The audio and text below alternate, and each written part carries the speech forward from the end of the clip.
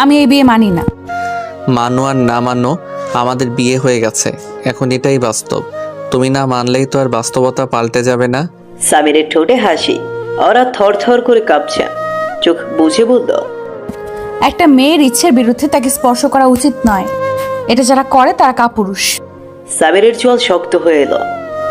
ঝট করে ওরার গাল চেপে ধরল। কি বললে? কাপুরুষ? ধাক্কা মেরে ওরাকে বিছানায় ছুঁড়ে ফেলল সামির। তারপর আর ভাবতে পারছে না ওরা। সামিরের ডাকে তার ভাবনার সুতো ছিঁড়ল। সামির বলল, আর ইউ ওকে? তোমার কি ঘুম পাচ্ছে? ওরা লজ্জিত হলো। খুব ধীরে মাথা নেড়ে বলল সে ঠিক আছে। সামির তার পাশেই বসলো। এতক্ষণ যে কল্পনায় ওরা নিজের বাসর দেখছিল, এটা সামির বুঝে ফেলবে না তো? হঠাৎ এমন জঘন্য কল্পনা মনে আসার কারণ বুঝতে পারছে না ওরা। তবে সামিরকে অপছন্দ করার পেছনে দুটি কারণ রয়েছে। প্রথমত, মানুষটা খুব গম্ভীর আর স্বল্পভাষী। সে সাধারণ কথা বললেও মনে হয় ধমক দিচ্ছে। এত রুক্ষ মানুষ ওর পছন্দ নয়। সে নিজে খুব কোমল, শান্ত। বর হিসেবে চেয়েছিল প্রাণচঞ্চল আর হাসি খুশি কাউকে, এমন আঙ্কেল জাতের কাউকে না, যাকে দেখতে ইয়ং লাগলেও আচরণ মুরব্বীর মতো।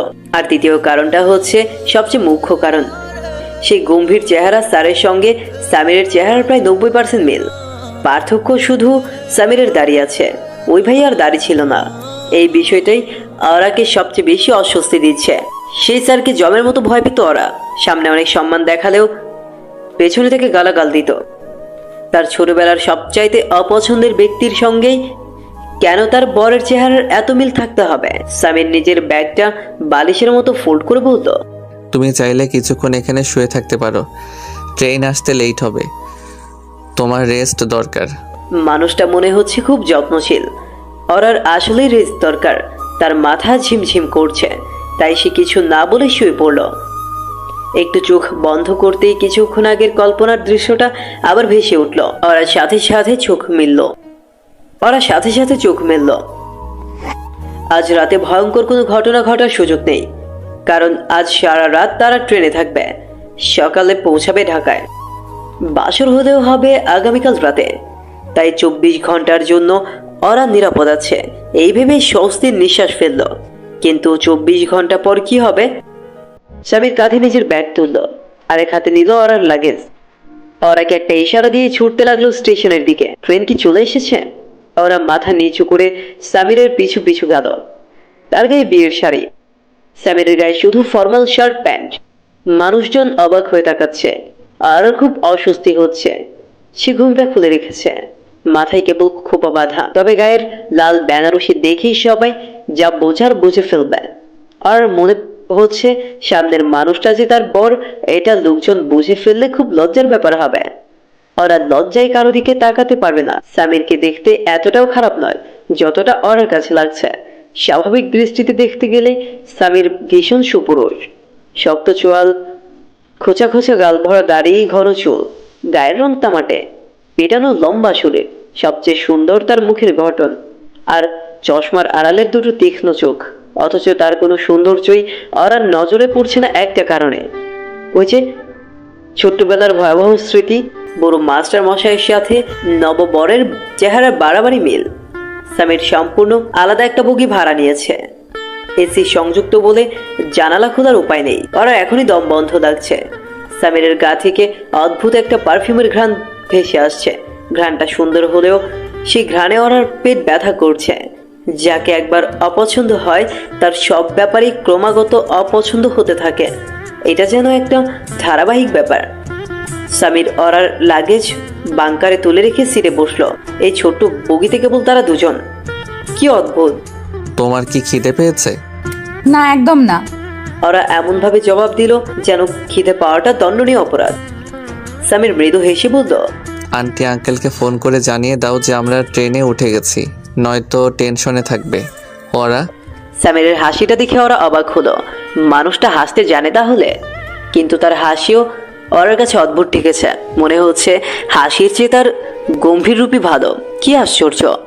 ওরা তার সদ্য বিবাহিত বরকে এখনই মেনে নিতে পারছে না। এমন কেন হচ্ছে? সামির নিজের ফোন এগিয়ে দিল। ওরা ডায়াল করলো বাবার নাম্বারে। সামির ওর ফোনে বাবার নাম্বার আরিফ আঙ্কেল লিখে সেভ করা। ব্যাপারটি দেখে ওরা কিঞ্চিত অবাক। এর মানে কি বাবা সামিরকে আগে থেকেই চিনতো? ওরা তাহলে চেনে না কেন? বাবার সাথে কথা শেষ করে ওরার বড্ড মন খারাপ হচ্ছে। সে বাড়ি থেকে চলে এসেছে, এই নিয়ে বাবা অথবা মা কারো কণ্ঠে সামান্য কোনো দুঃখের আভাস নেই। দুজনেই ভীষণ আনন্দিত কণ্ঠে কথা বলছেন, যেন ওরাকে বিয়ে দিতে পেরে তাদের আনন্দের সীমা নেই। ওরা কি তার পরিবারের কাছে বোঝা ছিল যে তাকে দূর করতে পেরে এত আনন্দ সবার? তুমি কি বই পড়ো? জি না, কেন? আমার কাছে গল্পের বই আছে, কিছু পড়তে চাইলে দিতে পারি। জার্নি টাইমে বোরিং লাগবে না। আমার বই পড়তে ভালো লাগে না। তাহলে লং জার্নিতে তোমার কি করতে ভালো লাগে? আমি লং জার্নিতে জানালার কাছে বসি আর বাইরের পরিবেশ দেখি, এটাই আমার ভালো লাগে। তাহলে তো ভুল হয়ে গেল, এসি কেবিন নেওয়া উচিত হয়নি। নন এসি হলে তুমি জানালা খুলতে পারতে। তাও সমস্যা নেই, লাইট নিভিয়ে দিচ্ছি। রিফ্লেকশনের কারণে বাইরের দৃশ্য দেখা যাচ্ছে না। লাইট নিভিয়ে দিলে ভালো করে দেখতে পারবে, জানালা না খুলেও। লাইট নিভানোর কথা শুনে ওরার বুক ধক করে উঠল। এই লোকের মনে কুমতলব ঘুরছে নিশ্চয়ই, না হলে লাইট বন্ধ করার কথা বলবে কেন? আর মস্তিষ্কে ভেসে উঠল আবার সেই ভয়ঙ্কর কল্পনা। ওরা জানলার দিকে তাকিয়ে থাকবে, চারদিকে ঘুটঘুটে অন্ধকার। এই সুযোগে একটা হাত তার কোমর স্পর্শ করবে, ওরার শরীর শিউরে উঠবে সেই স্পর্শে। কাপা কাপা গলায় সে বলবে, প্লিজ কাছে আসবেন না। বলে যখনই সামিরের দিকে তাকাবে তখনই দেখবে সামির হলদে দাঁত বের করে হাসছে। তার ঠোঁট ওরার ঠোঁটের কাছে চলে আসবে। ওরা চিৎকার করতে নিয়েও নিজেকে সামলে নিল। উপস, সেসব কি ভাবছে? অতিরিক্ত কল্পনা করা তার ছোটবেলার স্বভাব। টেনশনের সময় তো তা আরো বেড়ে যায়। মানুষটা তার সামনেই বসে আছে, লাইটও চলছে। সামিরের মুখ ভঙ্গি অতি স্বাভাবিক, তবে তার দাঁত হলদে কিনা সেটা বোঝা গেল না, কারণ মানুষটা ওরার সামনে দাঁত বের করে একবারও হাসেনি। সামির ডাকলো, ওরা? হ্যাঁ। ওরা খুব ভয় পেয়ে জবাব দিয়েছে। সামির ভ্রু কুঞ্চিত করে বলল, তুমি কি কোনো বিষয় নিয়ে টেনশনে আছো? You can share with me. না, কোনো টেনশন নেই তো আমার। ওরা হাসার চেষ্টা করলো, কিন্তু হাসিতেও দুশ্চিন্তার ছাপ স্পষ্ট। সামির বলল, তাহলে বারবার কোথায় হারিয়ে যাচ্ছ? কি ভাবছো? কিছু না। লাইট কি তবে নিভিয়ে দিব? না না প্লিজ, আপনি তো বই পড়ছেন, লাইট নিভিয়ে দিলে আপনার অসুবিধা হবে না? কোনো অসুবিধা নেই আমার। সামির সত্যি সত্যি লাইট নিভাতে গেল। ওরা কিছু বলতে নিয়েও পারলো না। প্রয়োজনের সময় সে কথা বলতে পারে না, এটাই তার দোষ। লাইট নিভে গেল। চারদিকে এখন ঘুটঘুটে অন্ধকার, ঠিক ওরার কল্পনার মতো। ওরা জানালায় দৃষ্টিপাত করলো। সামির তার পাশে বসেনি, বসেছে তার বরাবর সিটে, তার থেকে যথেষ্ট দূরে। ওরা নিশ্চিন্ত মনে জানলার কার্নিশে মাথা হেলিয়ে দিল। এই অস্বস্তিময় দীর্ঘ রজনী কাটবে কতক্ষণে কে জানে। ঝিকঝিক শব্দে রেলগাড়ি ছুটে চলেছে। জানলার সাথে মাথা ঠেকিয়ে বসে আছে ওরা। তাদের গন্তব্য ঢাকা। ওরা চট্টগ্রামের মেয়ে আর সামির ঢাকার ছেলে। বিয়ের পর সে ওরাকে নিয়ে ঢাকায় যাচ্ছে। আরিফ সাহেব মাইক্রোর ব্যবস্থা করতে চেয়েছিলেন, কিন্তু সামির ট্রেনে যেতে আগ্রহী। আসল ব্যাপার হলো শ্বশুরের টাকায় সে মাইক্রো ভাড়া নিতে চায় না। ওরার মন পড়ে আছে চট্টগ্রামে, নিজের বাড়িতে। ওরা, তুমি কি ঘুমাচ্ছ? ওরা চমকে উঠল। সামির তার দিকে এক দৃষ্টিতে তাকিয়ে আছে। ভদ্রতা করে সে উত্তর দিল, না, ঘুম আসছে না।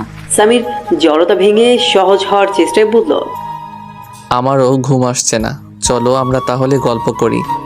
কথা বলে সে ওরার পাশে এসে বসলো। গায়ের সাথে গা ঘেঁষতেই চমকে উঠল ওরা। অস্বস্তি আর ভয়ে ডুব দিল।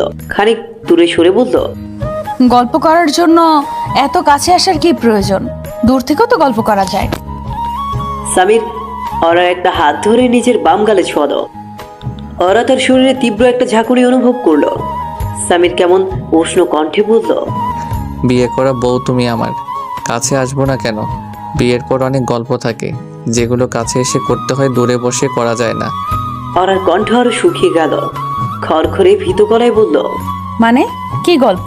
সামির কাছে এসে ওরার গালে চুমু দিতে নেবে, তখনই চেঁচিয়ে উঠল ওরা। চিৎকার শুনে ধর্মর করে ঘুম থেকে জেগে উঠল সামির। দ্রুত হাতের লাইট জ্বালল। অবাক স্বরে প্রশ্ন করলো, কি হয়েছে ওরা? ভয় পেয়েছো? ওরা মুহূর্তেই বুঝতে পারলো এতক্ষণ যা হচ্ছিল সেটা তার কল্পনা। সামির উৎকণ্ঠিত হয়ে তাকিয়ে আছে। মেয়েটা প্ল্যাটফর্মে বসেও একইভাবে ভয় পেয়েছিল। তার কি কোথাও সমস্যা হচ্ছে? সামির ফ্রি মাইন্ডে কথাও বলতে পারছে না। ওরা খুব অন্তর্মুখী স্বভাবের, সে বোধহয় নিজেকে গুটিয়ে রাখতেই পছন্দ করে। সামির পানির বোতল এগিয়ে দিয়ে বলল, পানি খাও। ওরা বোতলটি হাতে নিয়ে কয়েক ঢোক পানি খেলো। নিজের আচরণে সে নিজেই বিরক্ত। মায়ের কাছে একটা প্রবাদ প্রায় শোনা হয়, মানুষকে বনের বাঘে না খেলেও মনের বাঘে খায়। হ্যাঁ, ওরা কেউ মনের বাঘেই খাচ্ছে। সে খুব লজ্জিত গলায় বলল, সরি, আমার জন্য আপনার ঘুমটা ভাঙলো।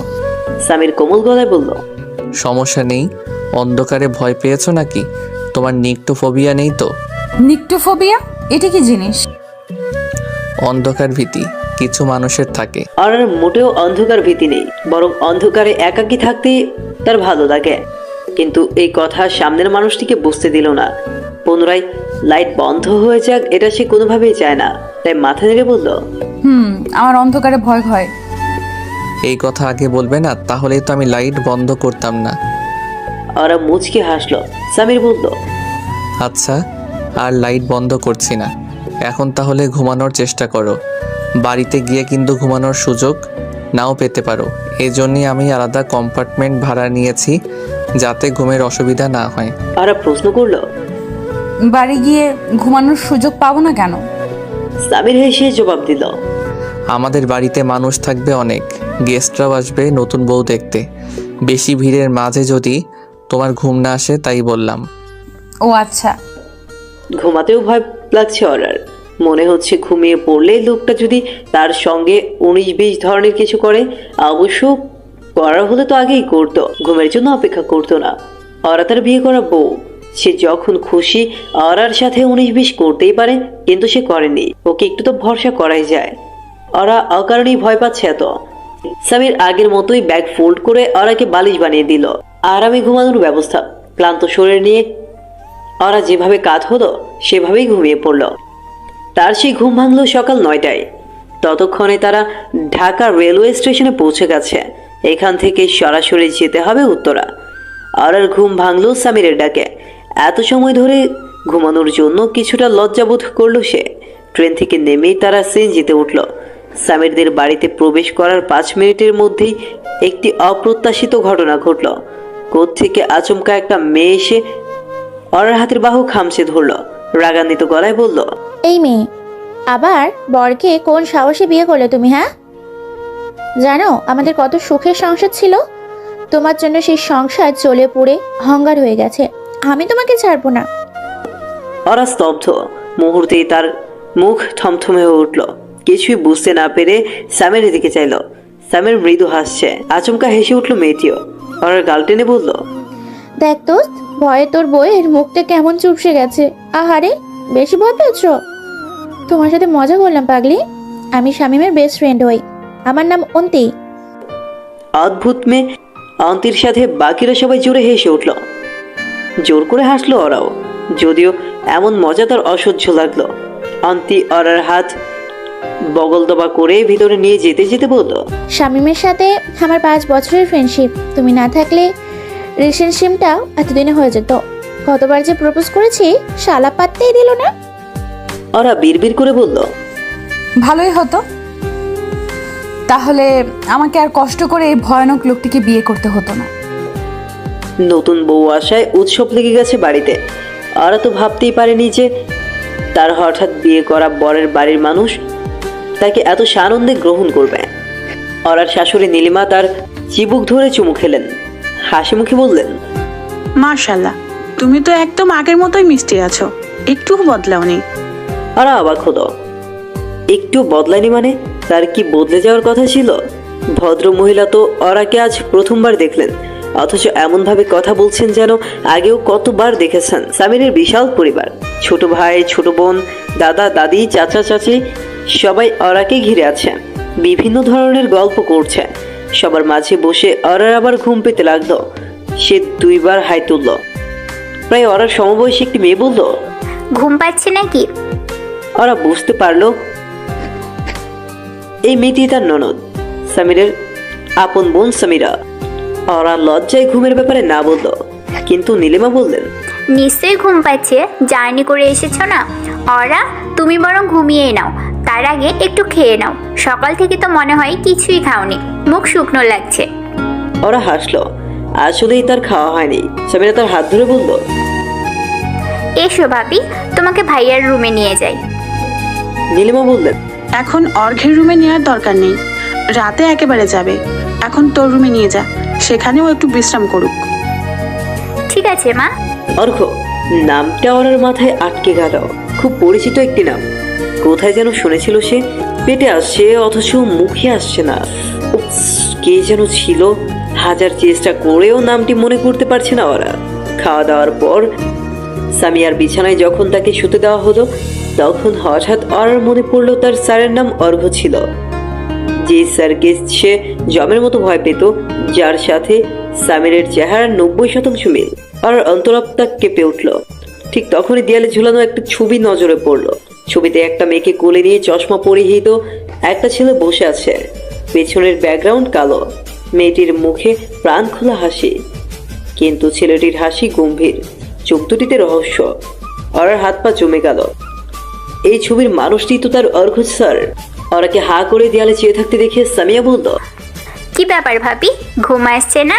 ওরা কাপা কাপা হাতে দেয়ালের দিকে ইশারা করলো। শিউরে ওঠা কণ্ঠে বলল, ছবির ওই মানুষটিকে? সামিয়া হেসে বলল, ওইটা আমার আর বড় ভাইয়া ছোটবেলার ছবি। বড় ভাইয়া ছোটবেলায় খুব কিউট ছিল, তাই না? ওরা কোনো জবাব দিতে পারল না। সে কথা বলার অবস্থায় নেই। বড় ভাইয়া মানে তো সামির, আর সামির মানে অর্ঘ। 7 বছর আগের অর্ঘ আর এখনকার অর্ঘের মধ্যে ভীষণ পার্থক্য। ওরা তো তার চেহারায় প্রায় ভুলতে বসেছিল। এই জন্যই বুঝি সামিরকে চিনতে এত সময় লেগেছে। ওরা খেয়াল করলো তার শরীর হঠাৎ কেমন অবশ হয়ে আসছে। চারপাশে সবকিছু ক্রমাগত ঝাপসা দেখছে সে। ফ্যানের সাথে পাল্লা দিয়ে মাথাটাও বনবন করে ঘুরছে। পৃথিবীতে কি মানুষের অভাব ছিল? 800 কোটি জনসংখ্যার মধ্যে বেছে বেছে কেন এই নির্দিষ্ট লোকটার সঙ্গেই তার বিয়ে হতে হবে? কেন? সে কি পাপ করেছিল? আর ছোটবেলার স্মৃতিগুলো মনে পড়ছে। একবার প্রি টেস্ট এক্সামের রেজাল্ট খুব খারাপ করায় মা অগ্রসারকে চিকন বাঁশের কঞ্চি এনে দিয়েছিলেন। মারার জন্য নয়, শুধু ওরাকে ভয় দেখানোর জন্য। এমনিতেও অর্ঘকে ওরা বেশ ভয় পেত। সেদিন স্যারের হাতে কঞ্চি দেখে তার হাত পা বরফের মতো ঠান্ডা হয়ে গিয়েছিল। মনে মনে সে ভেবেছিল, এই মা কি আদৌ তার আসল মা? কোনো মা বুঝি সন্তানকে এইভাবে বিপদের মুখে ঠেলে দেয়? ওরা পড়ার টেবিলে বসার সাথে সাথে অর্ঘ লাঠি বের করলো। ওরা নিঃশ্বাস আটকে আসার উপক্রম। এই বুঝি রেজাল্টের বাহানায় কয়েক ঘা লাগিয়ে দিবে পিঠ বরাবর। কিন্তু না, ওরাকে চূড়ান্ত অবাক করে দিয়ে অর্ঘ মটমট করে বাঁশের কঞ্চি ভেঙে কয়েক টুকরো করে ফেলল। ওরা অবাক দৃষ্টিতে তাকিয়ে রইল নিষ্পলক। অর্ঘ লাঠি ভাঙা শেষে টুকরোগুলো জড়ো করে ওর হাতে দিয়ে বলল, ডাস্টবিনে ফেলে আসো। আমি বাচ্চাদের মারি না। যে ভয় পায় সে চোখের ইশারাতেই ভয় পাবে। মেরে ধরে কাউকে ভয় দেখানো যায় না। ওরা ফিসফিস করে বলল, ঠিক বলেছেন, আপনার চোখের ইশারাতেই মানুষ খুন হয়ে যাবে। ওইরকম ভয়ঙ্কর দুটি চোখ থাকলে লাঠির আর দরকার কি? ওরা কখনো মনের কথা প্রকাশ করেনি। যা তার মনে আসে তা সে মনে মনে উচ্চারণ করে। এতে মন তৃপ্তি পায়। অর্ঘের সামনে বসেই সে মনে মনে অনেক ধরনের কথা বলে, যা মুখ দিয়ে কখনো বলার সাহস হবে না। একদিন ওরা পড়া শেখেনি। সেদিন ভয় তার জ্বর চলে এসেছে। কিছুতেই আজ অর্ঘের কাছে পড়তে বসবে না। কিন্তু অর্ঘ এত বেশি নিয়মতান্ত্রিক ছিল যে রেগুলার পড়াতে আসে, একদিনও মিস করে না। ওরা সকাল থেকেই কাজ ছিল খুব। তারপর ওরার মা সাবিরা বললেন, ঠিক আছে, আজ পড়তে হবে না, কিন্তু একটা শর্ত, তুই সব পড়া আজকেই মুখস্থ করে আমার কাছে দিবি। যদি এটা করতে পারিস তাহলে আমি অর্ঘকে আসতে নিষেধ করব। ওরা খুশি মনে রাজি হলো। মায়ের কাছে পড়া দেওয়া কোনো ব্যাপারই না। অর্ঘ স্যারের সামনে গেলেই সে ভয়ে পড়া ভুলে যায়। সকাল থেকে বসে সব পড়া মুখস্থ করলো ওরা। সাবিরা সন্তুষ্ট হলেন। অর্ঘকে বলা হলো ওরা অসুস্থ, তাই বিকেলে পড়াতে আসার দরকার নেই। কিন্তু অর্ঘ হলো নাসুরবান্দা। সে রাত 10টা বাজে এসে উপস্থিত হলো 1 কেজি করের বেদানা, আপেল আর কমলা নিয়ে। অসুস্থ ছাত্রীকে দেখতে আসা। স্যারের এমন সিরিয়াসনেস দেখে সাবিরা ভীষণ খুশি হলেন। অর্ঘকে ডিনার করে যেতে বললেন, কিন্তু ওরা মোটেও খুশি হতে পারেনি। সাবিরা তাকে তখনই পড়তে পাঠিয়েছেন, কারণ সে সুস্থই ছিল। সাবিরা বললেন, ছেলেরা যখন এত কষ্ট করে এসেছে তুই বরং পড়তে বসে যা। কাদো কাদো মুখে রাত 10টা বাজে অরাকে পড়তে বসতে হলো। সে পড়ছিল আর কাঁদছিল। অর্ঘের সামনে কাদার সাহস নেই বলে এক হাতে মুখ ঢেকে কাঁদছিল। সেদিন যেন কান্না বাদ মানছিল না তার, খুব রাগ হচ্ছিল। পড়ালেখার খাতা পর্যন্ত ভিজে যেতে লাগলো কান্নায়। অর্ঘ হঠাৎ বিষয়টি লক্ষ্য করলো, অরার দিকে গম্ভীর দৃষ্টি নিক্ষেপ করে বলল, ওরা এদিকে তাকাও। অরার হাত কাঁপাকাঁপি শুরু হলো, কান্না থামার বদলে আরো বৃদ্ধি পেল। অর্ঘ অধৈর্য হয়ে অরার হাত থেকে কলম আর খাতা ছিনিয়ে নিল। অরা ভয়ে গুটিয়ে গেল, কাঁদতে লাগলো ফুপিয়ে। অর্ঘ অরার মুখ ধরে নিজের দিকে ঘুরিয়ে প্রশ্ন করলো, কি সমস্যা তোমার? অরা মাথা নিচু করে রাখলো, কান্নার দমকে তার শরীর কাঁপছিল। নাক টেনে বলল, কিছু না। বলে আবার কান্না শুরু। অর্ঘ বিষয় নিয়ে বলল, কিছু না হলে কাঁদছো কেন? আমি কি তোমাকে মেরেছি, না। বকেছি? না, তাহলে তুমি কাঁদছো কেন? আপনি আমাকে পড়াতে এসেছেন তাই কাঁদছি, কারণ আপনাকে আমি একদম পছন্দ করি না। মুখ থেকে ছিটকে কথাগুলো বেরিয়ে যাওয়ার পর অরা সম্ভিত ফিরল। সঙ্গে সঙ্গে সে নিজের মুখ চেপে ধরল। এই কথাগুলো সে মনে মনে না বলে মুখ দিয়ে উচ্চারণ করেছে। কি সর্বনাশ! অর্ঘ কয়েক পল বিষয় নিয়ে তাকিয়ে রইল। অরা ঢুক গিলে অনেক কষ্টে উচ্চারণ করলো। হঠাৎ ফুস করে একটি দীর্ঘশ্বাস ত্যাগ করলো অর্ঘ। সে বলল, সরি বলার প্রয়োজন নেই, কাল থেকে আমি আর আসবো না। আজকের পড়াটা শেষ করো। অরা স্তব্ধ হয়ে গেল অর্ঘের উত্তর শুনে। ব্যাপারটা তার বোধগম্য হচ্ছিল না। অর্ঘ গণিত বই হাতে নিল, কিছুই যেন হয়নি। এমন ঢং নিয়ে অরাকে অ্যালজেব্রা বোঝাতে লাগলো। একটু পর অরা খুব অপরাধী কণ্ঠে বলল, এই ঘটনার কিছু মাকে বলবেন না প্লিজ, তাহলে মা খুব রাগ করবে। ঠিক আছে, বলবো না। অর্ঘ সামান্য হাসল। অরা ওই প্রথম তার স্যারকে হাসতে দেখেছিল। সে প্রথমে বিশ্বাসই করতে পারেনি, কিন্তু সেদিনের পর থেকে অর্ঘ সত্যি সত্যি অরাকে আর কোনোদিন পড়াতে আসেনি। সাবিরা হঠাৎ পড়ানো বন্ধ করার বিষয়টি নিয়ে খুবই চিন্তিত হয়ে পড়েছিল। এমন না বলে কোয়েত চলে যাওয়ার ছেলে তো অর্ঘ নয়। চলতি মাসের বেতনটা পর্যন্ত নেয়নি সে। হুট করেই নিরুদ্দেশ, ফোনটাও বন্ধ। সাবিরা বেশ কিছুদিন অপেক্ষা করলেন। এমন ভালো টিচার সচরাচর পাওয়া যায় না বলে ছেলেটার জন্য তার ভীষণ আফসোস হলো। তারপর তিনি অরাকে স্কুলের কোচিংয়ে ভর্তি করে দিলেন, যদিও তার কোনো প্রয়োজন ছিল না। অর্ঘ অরার সিলেবাসের সব টপিক খুব যত্নের সাথে শেষ করে দিয়ে গেছিল। সে বছর অরা জিএসসিতে খুবই ভালো রেজাল্ট করে। আস্তে আস্তে কেটেছে 7 বছর। অরা কখনো ভাবেনি এত বছর পর সে একই মানুষটির সাথে তার আবারও দেখা হবে। নতুন করে মন আবারও উদাস হবে। মানুষটি এখন আর তার শিক্ষক নয়, বরং তার জীবনসঙ্গী। এই মানুষটির সঙ্গে বাকি জীবন কাটানোর চিন্তা করে শিউরে উঠল অরা। বাড়িতে সাজ সাজ রব। সামিরের ফুপু, খালা, মামিরা এসেছে অরাকে দেখতে। নীলিমা অরাকে বললেন গোসল করে তৈরি হয়ে যেতে। একটি গোলাপি জামদানি বের করে দিলেন। অরা গোসলের পর সেই শাড়িটা পরলো। অন্তিতাকে মেকআপ করে দিয়েছে। মেয়েটার সাজগোজের হাত ভালো। মেকআপ করার পর অরা নিজেকে চিনতেই পারছিল না। সামিয়া মুখে হাত দিয়ে বলল, তোমাকে দেখতে এত সুন্দর লাগছে ভাবি, ভাইয়া আজ দেখলে তো একদম ফিট হয়ে যাবে। আর মুখ শুকিয়ে গেল। অস্বস্তিতে শরীর কুটকুট করতে লাগলো। সামিরের পরিচয় জানার পর থেকে তাকে নিয়ে উল্টা পাল্টা কল্পনাও আর আসছে না মনে। যাকে একসময় স্যার বলে রাখতো, তাকে নিয়ে এসব কিভাবে চিন্তা করা যায়? ছি, ওরা কোনোভাবেই মানতে পারছে না যে মানুষটি তার স্বামী। সামির যে অর্ঘ, এই ব্যাপারটি না জানলে বোধহয় এত অস্বস্তি লাগতো না। এখন জানার পর সবকিছু কেমন অদ্ভুত লাগছে। এরকম কঠিন পরিস্থিতি কারো জীবনে না আসুক। রাত 12টার আগ পর্যন্ত একবারও সামিরের সাথে অরার দেখা হয়নি। 12টার পর সামিয়া, অন্তি আর রিমা অরাকে বাসর ঘরে নিয়ে এলো। রিমা সামিরের কাজিন হয়। 3 জন 3 দিক থেকে অরাকে ঘিরে আছে। অরার একবার মন চাইলেও ছোটে কোথাও পালিয়ে যায়, কিন্তু সেই সুযোগ নেই।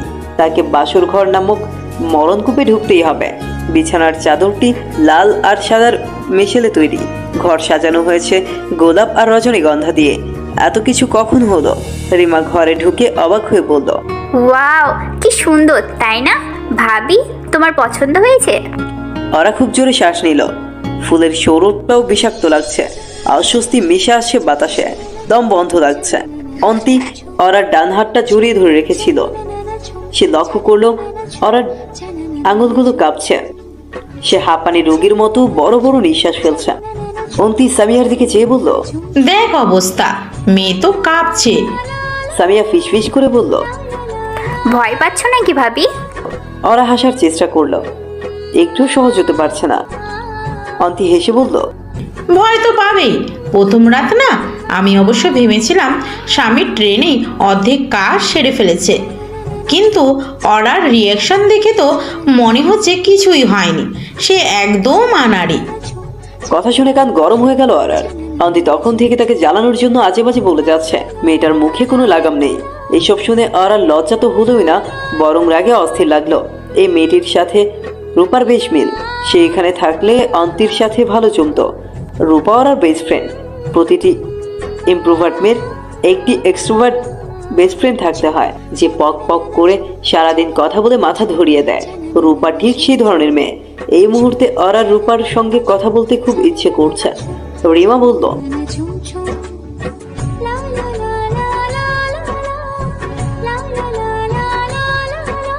ঠিক এই সময় একটা অপ্রত্যাশিত কাণ্ড হলো। ওরা হর হর করে বমি ছেড়ে দিল।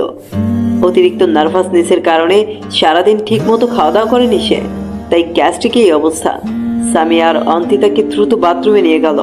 সামিয়া বলল, নতুন শাড়ি তো নোংরা হয়ে গেছে, এবার কি হবে আপু? অন্তি বলল, কি আর হবে, শাড়ি বদলাতে হবে। রিমা প্রশ্ন করলো। অন্তি নিষেধ করে দিল। দরকার নেই, এখন আর শাড়ি পরিয়ে ওকে অস্থির বানাতে হবে না। মেয়েটার এমনিও শরীর খারাপ, একটা সুতির সালোয়ার কামিজ নিয়ে আয়। অন্তির কথা শুনে ওরা কিছুটা স্বস্তি পেল। তার শাড়ি বদলানো হলো। সামিয়া ওরার ব্যাগতিক অবস্থা দেখে মায়ের কাছে ছুটে গেল। বিচলিত হয়ে মাকে জানালো। ভাবি শরীর ভালো নেই মা, বমি করে সব ভাসিয়েছে। বলিস কি? নীলিমা হন্তদন্ত হয়ে ছুটে এলেন ওরাকে দেখতে। সামিয়ার ঘরে শুয়ে আছে ওরা। অন্তি বলল, আন্টি, ওর তো গা কাঁপিয়ে জ্বর আসছে। নীলিমা তাড়াহুড়ো করে বললেন। রিমা, সামিয়া, দ্রুত অর্ঘ্যকে ডেকে আন। ওরা সাথে সাথেই বাধা দিল। না, যেও না, কাউকে ডাকতে হবে না। নীলিমা ওরার গা স্পর্শ করে অস্থির কণ্ঠে বললেন, কিন্তু তোমার শরীর তো খুব খারাপ মা। আমি ঠিক হয়ে যাব। প্যারাসিটামল আছে? সামিয়া বলল। আছে, দাদির ঔষধের বাক্সে পাওয়া যাবে। নীলিমা বললেন, তাহলে দ্রুত নিয়ে আয়। প্যারাসিটামল খেয়ে ওরা ঘুমিয়ে পড়ল। তার ঘুম ভাঙলো সকাল 10টায়। ঘুমের মাঝে একবার সে অনুভব করলো কেউ বুঝি ওর পাশে বসে আছে, তার হাতটা ধরেছে। কপালে কারো ঠোঁটের স্পর্শ সে পেল। চোখের পাতা ভারী লাগার কারণে ওরা তাকাতে পারছে না। খুব কষ্টে একবার তাকালো, তখন দেখলো সম্পূর্ণ ঘর ফাঁকা, কিন্তু দরজার পাশের পর্দাটা নড়ছে। ওরা বিভ্রান্ত বোধ করলো, সত্যি কি কেউ এসেছে নাকি স্বপ্ন। রাতের ঘটনা বাড়ির সবাই জানলেও ফুলবানু বেগমকে কিছু জানানো হয়নি। সামিরের দাদি ফুলবানু বেগম অতিরিক্ত মেজাজের জন্য তাকে সবাই একটু এড়িয়ে চলে। তিনি সামান্য ঘটনা নিয়ে লঙ্কা কাণ্ড বাঁধাতে দেরি করেন না। তার একজন ব্যক্তিগত গোয়েন্দাও আছে এই বাড়িতে। ফিরোজা বুয়ার প্রধান কাজ হলো প্রতিদিন সকালে বাড়িতে এসে সবার খোঁজ খবর নেওয়া, তারপর গুরুত্বপূর্ণ খবরগুলো ফুলবানু বেগমের কানে চালান করা। এই জন্য সে প্রতি সপ্তাহে কিছু বকশিস পায়। গত রাতের ঘটনা ফিরোজাই সকালে চা দিতে এসে ফুলবানুকে জানিয়েছেন। ফুলবানু সব শুনে চেঁচামেচি করতে লাগলেন। নীলু, ও নীলু, এখনই আমার ঘরে আসো। নীলু। নীলিমা তার শাশুড়িকে বেশ ভয় পান। হন্তদন্ত হয়ে ছুটে দরজার কাছে এসে বললেন, ডেকেছেন আম্মা? ফুলবানু তেজ নিয়ে বললেন, কাল রাতে কি হয়েছিল? আমারে কেউ কিছু কইল না কেন? কি হয়েছে আম্মা? নতুন বউ নাকি বাসর ঘরে ঢুইকা জ্বরে ফিট হইয়া পড়ছে।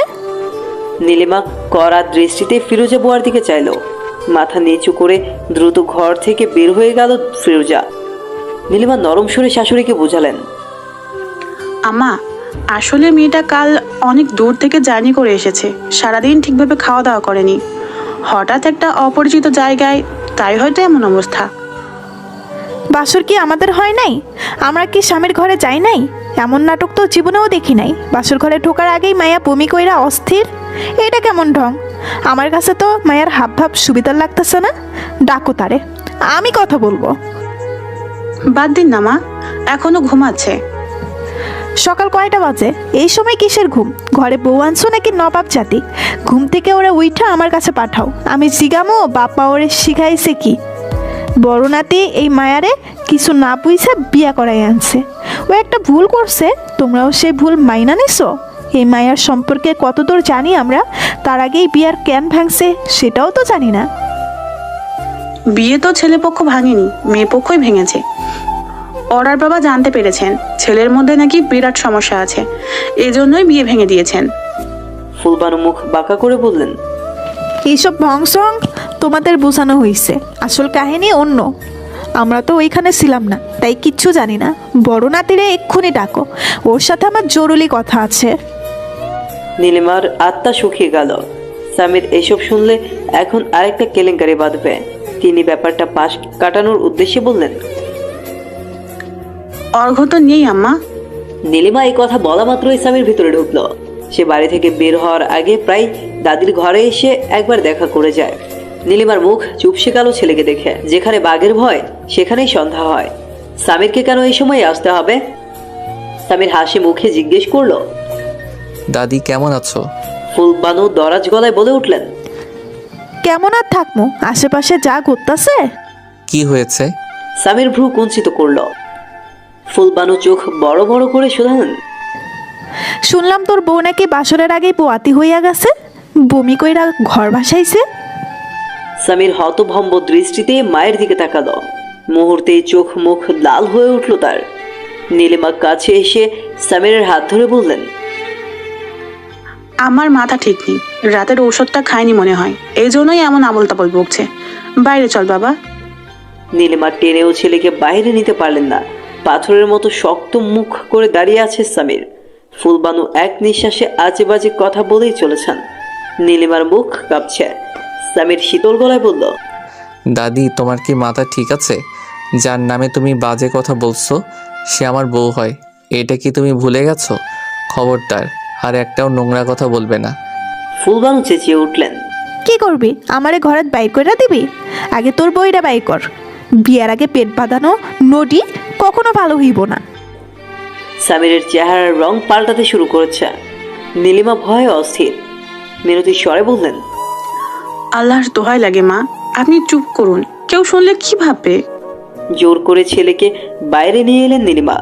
সামির ক্রোধে উন্মুক্ত থমথমে কণ্ঠে বলল, দাদিকে চুপ করাও আম্মু, না হলে কিন্তু আমি চুপ থাকবো না। ওরা এসব শুনলে কি হবে? শুনবে না, আমি সামলাচ্ছি আম্মাকে। দাদি যেন কোনোভাবেই ওরার কাছে না যায় আম্মু। যাবে না। সুমন সাহেব লিভিং রুমে ঢুকলেন। সামিরকে অত্যন্ত রূঢ় মেজাজ নিয়ে বের হতে দেখা গেল। সুমন সাহেব প্রশ্ন করলো, কি হয়েছে? সকাল সকাল এত চিৎকার কেন? নীলিমার স্বামীকে সম্পূর্ণ ঘটনা জানালেন। এসব শুনে দীর্ঘশ্বাস ত্যাগ করলেন সুমন। এই বাড়িতে এগুলো নতুন কিছু না, বরং গতকাল পর্যন্ত যে পরিবেশ ঠান্ডা ছিল এটা ভেবেই তিনি অবাক হয়েছেন।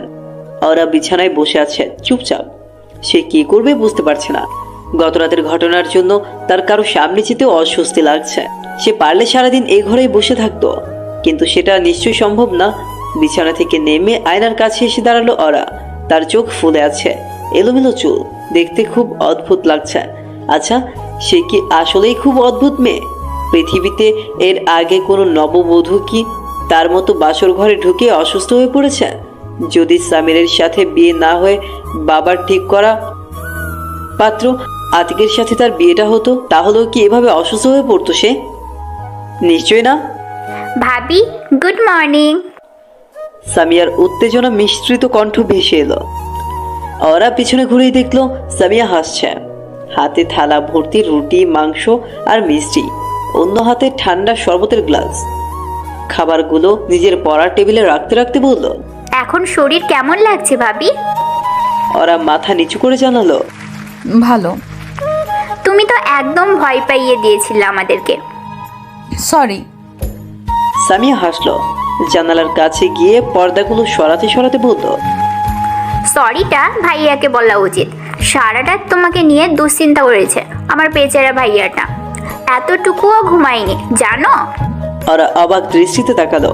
সামিয়া বলল, মা বলেছিল তোমাকে ভাইয়ার ঘরে শিফট করতে, কিন্তু ভাইয়া রাজি হয়নি। ওই ঘরে গিয়েই তো তুমি বমি করেছিলে।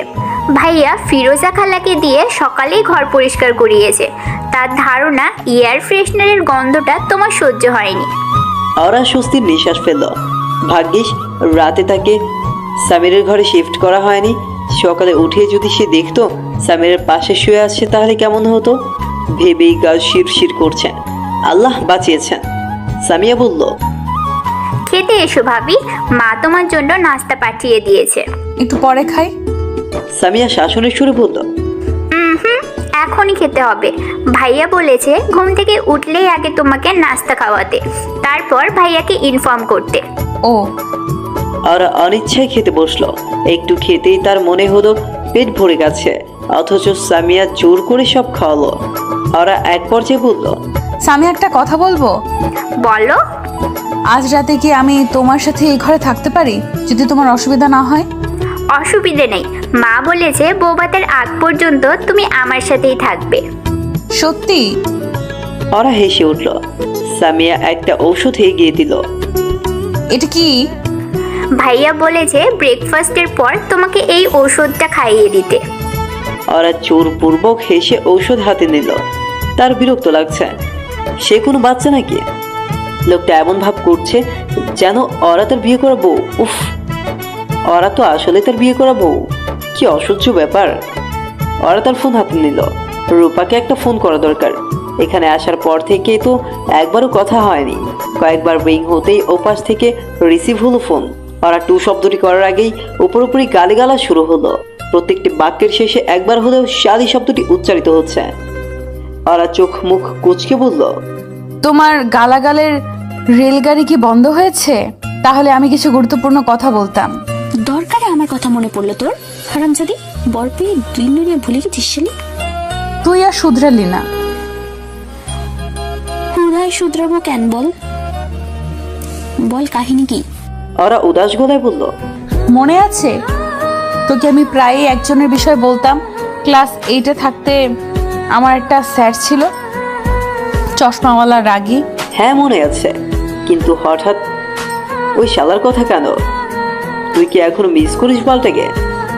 তোর হাজবেন্ড এই কথা জানে? হারামি, তোর বরের নাম্বার দে, তার কাছে এখনই নালিশ জানাতে হবে। ওরা বিরক্ত কণ্ঠে বলল, আহা, আগে শুনবি তো আমার পুরো কথাটা। ওনার নাম ছিল অর্ঘ্য আর আমার বরের নাম সামির। বিয়ের দিন আমি ওনাকে দেখিনি, বিদায়ের সময় একেবারে দেখেছিলাম। তখনই আমার মাথা ঘুরে উঠলো। একদম অর্ঘ্য স্যারের মতো চেহারা। এটাই স্বাভাবিক, সারাক্ষণ ওই শালার কথা চিন্তা করলে তো সব জায়গায় ওই শালাকেই দেখবি। যেমন আমার পছন্দ রণবীর কাপুর, বিয়ের দিন বরের জায়গায় বর না দেখে আমিও বোধহয় শালা রণবীর কাপুরকেই দেখবো। তুই আমার কথা বুঝতে পারছিস না। শোন, আগে শ্বশুরবাড়িতে আসার পর দেখি শাশুড়ি ওনাকে অর্ঘ্য নামে ডাকছে। তারপর আমি ওদের বাড়িতে অর্ঘ্য স্যারের ছবিও দেখলাম। ননদকে ছবিটির ব্যাপারে জিজ্ঞেস করতেই সে বলল এটা সামিরের ছোটবেলার ছবি। কি? রূপা রীতিমতো আটকে উঠল। ওরা অসহায় কণ্ঠে বলল, আমিও তোর মতো ঠিক এইভাবেই আটকে উঠেছিলাম। আমার জ্বর চলে এসেছে। এই কথায় জ্বর আসার কি হলো বুঝলাম না। এটা তো খুব আনন্দের ব্যাপার। আমার পাগল ডান্স দিতে ইচ্ছে করছে। এখানে তুই আনন্দ কোথায় পেলি? আমার তো ভয় লাগছে। ভয় লাগবে কেন শালি? তোকে কি উনি কামড়াচ্ছে?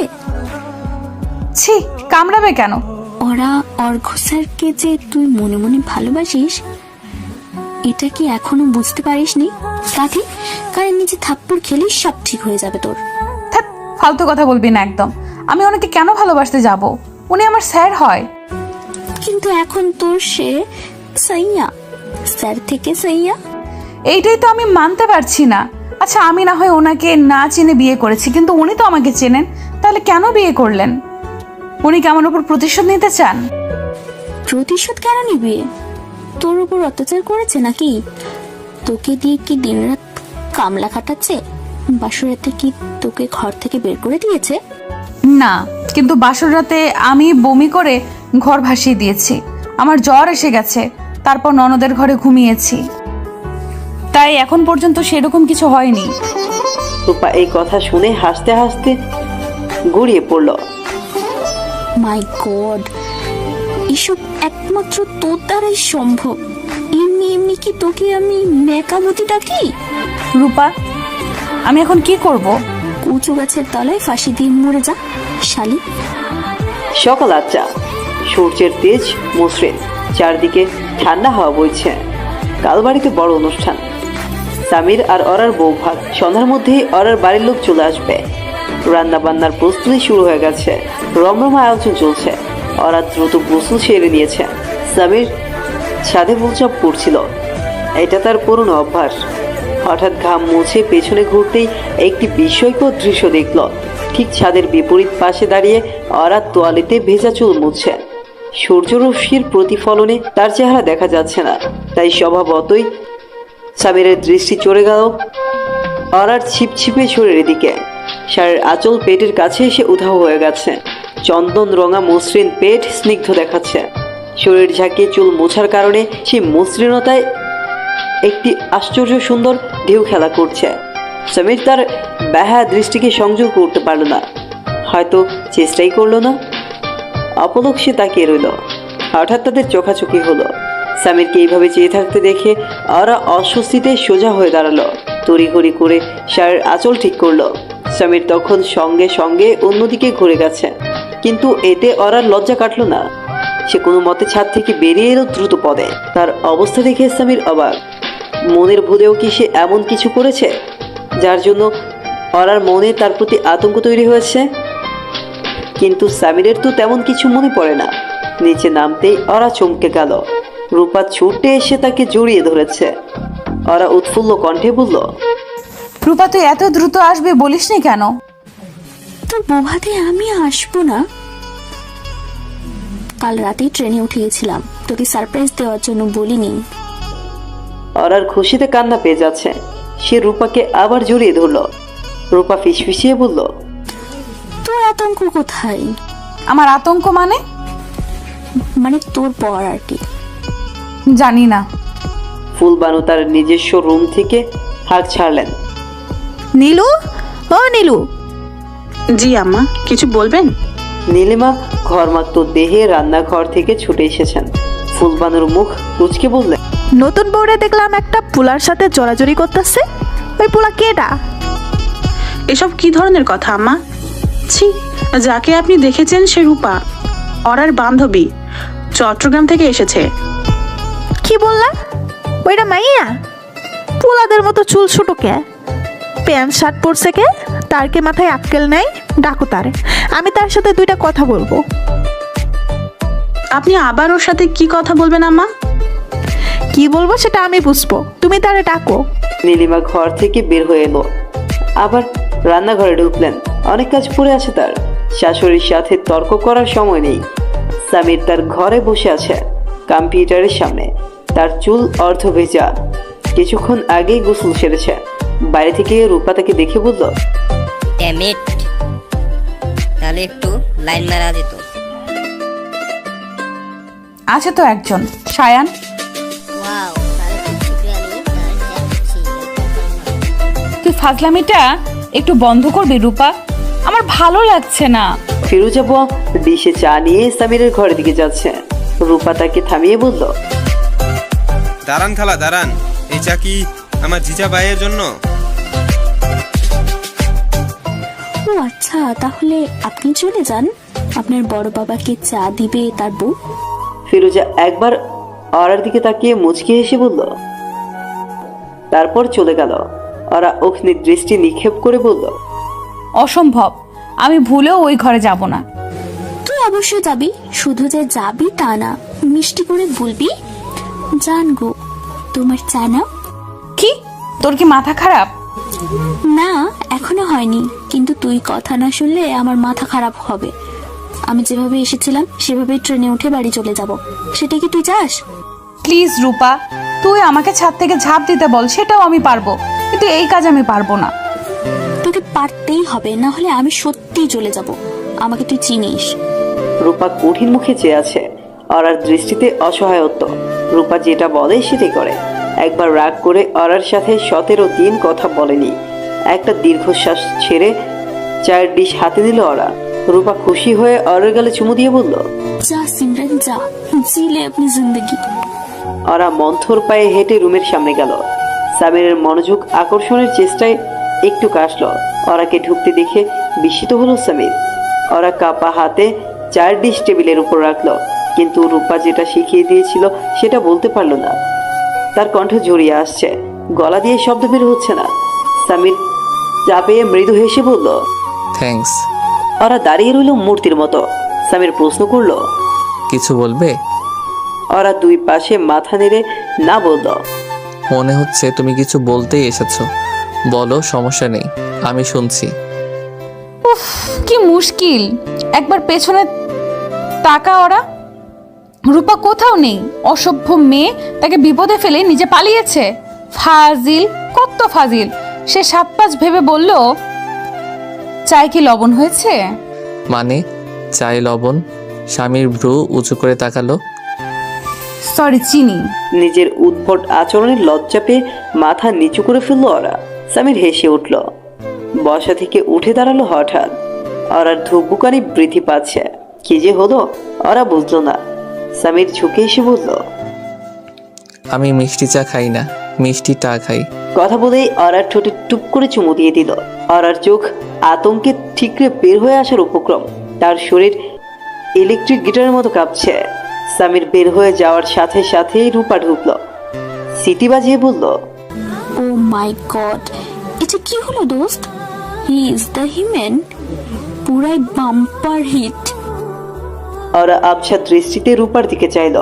রূপা তাকে ঝাঁকিয়ে বলল, এটাই কি তোদের ফার্স্ট কিস ছিল? বল না, আই এম সো এক্সাইটেড। ওরা শুধু বিড়বিড় করে বলতে পারলো, তুইও দেখেছিস? মানে এটা কল্পনা ছিল না? তারপরে নিজের জমে যাওয়া শরীরের ভর রূপার উপর চাপিয়ে সংজ্ঞা হারিয়ে ফেলল সে। টেবিল থেকে টিস্যু পেপার নিয়ে ওরা তার ঠোঁট মুছছে। রূপা হালকা ঝুঁকে ফিসফিসিয়ে বলল, টিস্যুতে একটু স্যানিটাইজার লাগিয়ে দিব? ওরা ক্রূর দৃষ্টিতে চেয়ে 2 হাতে ধাক্কা মারল তাকে। রূপা হাসতে হাসতে পড়ে গিয়ে আবার উঠে বসলো। প্রথমবারের চুমুকে বউ বিষয়ে আগার, জাস্ট চিন্তা কর। সামিয়া ঘরে প্রবেশ করলো এমন সময়। হাসি খুশি কণ্ঠে বলল, কি করেছে ভাবি যে গিনেস রেকর্ডে নাম লেখাতে হবে? রূপা অতি উৎসাহে বলতে নিল। আরে তুমি জানো? তাকে কথা শেষ করতে দিল না ওরা। 2 হাতে তার মুখ চেপে ধরে বিড়বিড় করে বলল, একটা কথা বললেও মেরে ফেলবো তোকে। রূপা হকচকিয়ে গেল। ওরা এমনি খুব শান্ত, কিন্তু একবার রেগে গেলে ভয়ঙ্কর ব্যাপার হয়। ক্লাস 10-এ থাকতে একটা ছেলে প্রপোজ করায় তাকে সম্পূর্ণ স্কুল মাঠে জুতা নিয়ে ধাওয়া করেছিল। রূপা বলল, আচ্ছা বলবো না কিছু, ছাড় এবার। ওরা ছেড়ে দিতেই রূপা দৌড়ে সামিয়ার কাছে গিয়ে তার পেছনে লুকিয়ে পড়ল। একটা মজার কথা শুনবে সামিয়া? কাউকে বলতে না পারলে আমার পেট গুড়গুড় করছে। ওরা চোখ বড় করে তাকালো, আঙুল উঁচু করে বলল, তুই খালি বলে দেখ, তোর খবর আছে। সামিয়া উত্তেজিত গলায় বলল, প্লিজ, আমি শুনতে চাই। আমাকে বলো না কি এমন ব্যাপার? অনেক ইন্টারেস্টিং কিছু মনে হচ্ছে। শুধু ইন্টারেস্টিং না, সুপার ইন্টারেস্টিং। বাইরে এসো বলছি। রূপা সামিয়াকে টেনে বাইরে নিয়ে গেল। ওরা চেঁচিয়ে বলল, তুমি ওর ফালতু কথা শুনবে না সামিয়া, ও একটা মিথ্যুক। রাগ নিয়ে আয়নায় তাকালো ওরা। নিজের মুখটা দেখে আরেকবার ঠোঁট মুছলো। তারপর টিস্যুটা ডাস্টবিনে ফেলে দিল। তার মাথা ব্যথা করছে। বড় করে একটা শ্বাস নেওয়ার চেষ্টা করলো। সে শান্ত হতে পারছে না কোনোভাবে। ভুলতে পারছে না ওই মুহূর্তটা, জীবনের প্রথম চুম্বো, তাও এমন একজনের থেকে যাকে সে কোনোদিনও কল্পনাও করেনি। জানলার কাছে এসে দাঁড়াতেই বাইরে সামিরকে দেখা গেল। হাসি মুখে কারো সাথে কথা বলছে সে। ওরা সাথে সাথে জানলা থেকে সরে বিছানায় বসলো। তার হৃদস্পন্দন খুব বেড়ে গেছে। সে জানলা আটকে দিল। সামিয়া সবকিছু শুনে মুখে হাত দিয়ে কয়েক মুহূর্ত দাঁড়িয়ে রইল। তারপর অবাক বিষয়ে বলল, ভাইয়া এরকম করেছে? সত্যি? আমার একটুও বিশ্বাস হচ্ছে না। তুমি ভিডিও করলে না কেন? রূপা ভারী আফসোস নিয়ে বলল, ইসরে, মাথায় ছিল না একদম। অবশ্য কাজটা এত দ্রুত হয়েছে যে মোবাইল বের করার সময়ই পাইনি। আমি তো রেডি ছিলাম না। ভাবির কি অবস্থা হয়েছে সেটাই আমি ভাবছি। রূপা শব্দ করে হেসে উঠে বলল। ফেন্ট হয়ে গেছিল। ফুল বানু তার ঘর থেকে নিনাদ ছাড়লেন। এমনি মহিষের মতো আওয়াজ কইরা কেডা হাসে? কার গলা এত বড়? ওই মাইয়া, এদিকে আসো। রূপা নিশ্চুপ হয়ে আশেপাশে তাকালো। সামিয়া ভয়ে তটস্থ হয়ে বলল, বাপ রে, দাদি খেপেছে, দ্রুত চলো এখান থেকে। রূপা বলল, মনে হয় আমাকে ডাকছে। ডাকুক, যাওয়ার দরকার নেই, গেলেই বিপদে পড়বে। আমাদের বাড়ির সবচেয়ে ডেঞ্জারাস সদস্য, সে ডাকলে আমরা কেউ যাই না, বরং লুকাই। রাত 8টায় ওরার বাবা মা এসে উপস্থিত হলেন। তাদের কাছে পেয়ে খুশিতে আত্মহারা হয়ে পড়লো ওরা, যেন কতদিন পর দেখছে। একবার বাবাকে জড়িয়ে ধরে কাঁদে, আরেকবার মাকে জড়িয়ে ধরে হাসে। একদম বাচ্চাদের মতো বাড়ি ফেরার জন্য বায়না শুরু করলো সে। সাবিরা বললেন, অবশ্যই যাবি মা, আমরা তোকে আর জামাইকে নেওয়ার জন্যই তো এসেছি। কথা শুনে ওরার মুখ ধক করে নিভে গেল। আবুজের মতো বলতো, ওনাকে সাথে নেওয়ার কি দরকার? আমি একাই যাব, প্লিজ। ওর কথা শুনে অবাক হয়ে তাকালেন নীলিমা। ওরা শাশুড়িকে দেখে ভয়ে জড়সড় হয়ে গেল। তিনি যে পেছনেই দাঁড়িয়েছিলেন তা সে আগে খেয়াল করেনি। সাবিরা প্রসঙ্গ কাটাতে অন্য কথা বলতে লাগলেন। রূপাকে অনেকক্ষণ ধরে দেখা যাচ্ছে না, মেয়েটা গেল কই? ওরা তাকে অনেকক্ষণ ধরে খুঁজছে। পরে সামিয়া থেকে জানা গেল রূপা নাকি শপিংয়ে গেছে অর্ডার জন্য গিফট কিনতে। কথা শুনে ওরা রাগ করবে নাকি দুশ্চিন্তা করবে বুঝতে পারলো না। ফোনটাও ধরছে না সে। কোনো বিপদ হলো না কি? সে বাইরে গেছে প্রায় 2 ঘন্টা আগে, এখনো ফিরছে না। এই শহরের কোনো কিছুই তো সে চেনে না, একা কেন গেল? সামিয়া বলল, তুমি চাইলে আমি কাউকে পাঠাতে পারি ওকে খুঁজে আনার জন্য। কাকে পাঠাবে? ছোট ভাইয়া, সে তো ফ্রি আছে। অবশ্য সে সবসময় বেকারই থাকে। অলসটাকে আমি বললে শুনবে না, তুমি গিয়ে বলো তাহলে শুনবে। তুমি ভাবি হও না? আর ইতস্তত লাগছে। এ বাড়িতে আসার পর থেকে শায়ানের সাথে তার তেমন ভালো আলাপ হয়নি। সে এমনিতেই মানুষের সাথে কথা বলতে অস্বচ্ছন্দ বোধ করে। শায়ানের ঘরে তাকে পাওয়া গেল না। সে বাড়ির হলরুমে ডেকোরেশনের কাজে ব্যস্ত। তাই কাল এখানে অনুষ্ঠান হবে, ছবি ভিডিও করা হবে। দেয়ালের কিছু অংশ রং করানোর জন্য লোক এসেছে। শায়ান তাদের সাথে হাত লাগিয়েছে। তাই তার গায়ে পূর্ণ গেঞ্জি, 3/4 প্যান্ট, মাথায় একটা গামছা বাঁধা, মুখের মধ্যে কলম। ওরা গিয়ে বলল, শায়ান ভাই একটু দরকার ছিল। বলো ভাবি, কি দরকার? শায়ান সুন্দর করে হাসলো। তার হাসি দেখে ওরা একটু সহজ হয়ে বলল, আমার ফ্রেন্ডকে খুঁজে পাচ্ছি না, ও নাকি ইস্টার্ন প্লাজায় ছিল, এখনো ফেরেনি। তুমি একটু খুঁজে নিয়ে আসবে? এখানকার কিছু তো চেনে না ভালো করে, ফোনটাও ধরছে না। আচ্ছা ভাবি, নো টেনশন, আমি এক্ষুনি যাচ্ছি। ইস্টার্ন প্লাজা, তাই না? এই অবস্থায় যাবে? শায়ান কাজ ঝাঁকিয়ে বলল, সমস্যা নেই, এসে তো আবার কাজেই লেগে পড়তে হবে। বাই দ্য ওয়ে, আমি তোমার ফ্রেন্ডকে চিনবো কিভাবে? আচ্ছা, আমি তোমাকে ওর একটা ছবি দেখিয়ে দিচ্ছি। ঠিক আছে, দাও। ওরার উপর একটা ছবি বের করে শায়ানকে দেখাতেই সে চোখ বড় করে বলল, মারাত্মক ব্যাপার। চট্টগ্রামের সব মেয়ে কি সুন্দরী হয় ভাবি? হ্যাঁ, মাশাল্লাহ, তুমি মারাত্মক সুন্দরী। তোমার বান্ধবী তো দ্বিগুণ সুন্দরী। ওরা হেসে ফেলল। শায়ান খুব চমৎকার একটা ছেলে, কত সুন্দর কথা বলে, হাসতে পারে। আর অন্যদিকে তার ভাই যেন আস্ত একটা আতঙ্ক। চিন্তা করেও ওরার শ্বাসরুদ্ধ হয়ে এলো। সাবিরা এক ফাঁকে ওরাকে নির্জনে এনে বকা দেওয়ার উদ্দেশ্যে বললেন, তোর কি সমস্যা ওরা? বলতো, তুই নাকি এখনো জামাইয়ের সাথে স্বাভাবিক হতে পারছিস না? এসব আমি কি শুনছি? মায়ের কথা শুনে ওরা হতভম্ব। বিস্ময়ের স্বরে জানতে চাইল, তোমাকে এসব কে বলেছে মা? ওই মহিলা? একটা চট দিব। ওই মহিলা আবার কি তোর শাশুড়ি হয়? ওরা মাথা নিচু করে ধমক হজম করলো। সাবিরা শক্ত করে মেয়ের বাহু চেপে ধরে বললেন, আর কে বলেছে? সেটা কোনো বিষয় না, কথাটা তো সত্যি।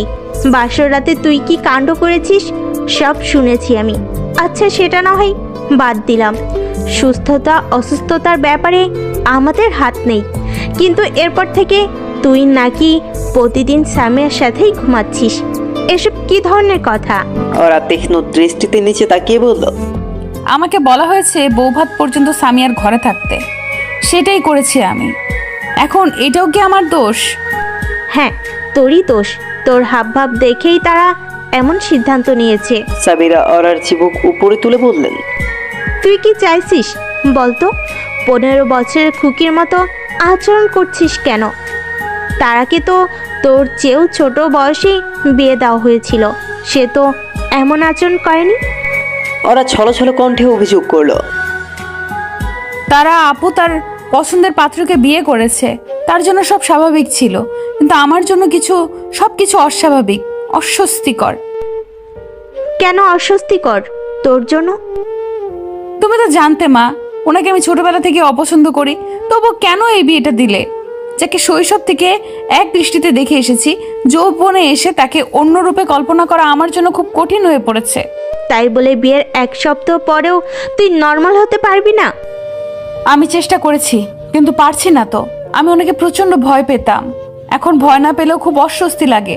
উনি সামনে এলেই ছোটবেলার কথা মনে পড়ে যায়, মাথায় ব্যথা শুরু হয়, শিরা দপদপ করে। আর আজকে উনি... ওরা থেমে গেল।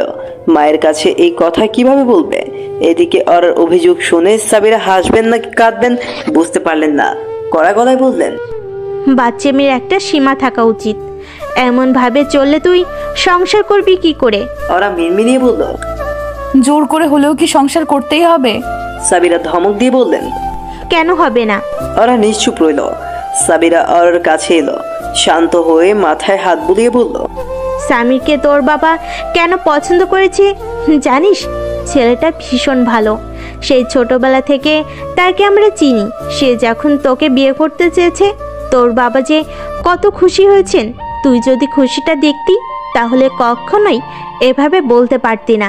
মানছি তুই স্বামীকে ছোটবেলায় অন্য দৃষ্টিতে দেখে এসেছিস, বড় হয়ে এইভাবে মানতে পারছিস না, কিন্তু একবার তো চেষ্টা করতে হবে। আমি নিশ্চিত তুই চেষ্টা করিসনি।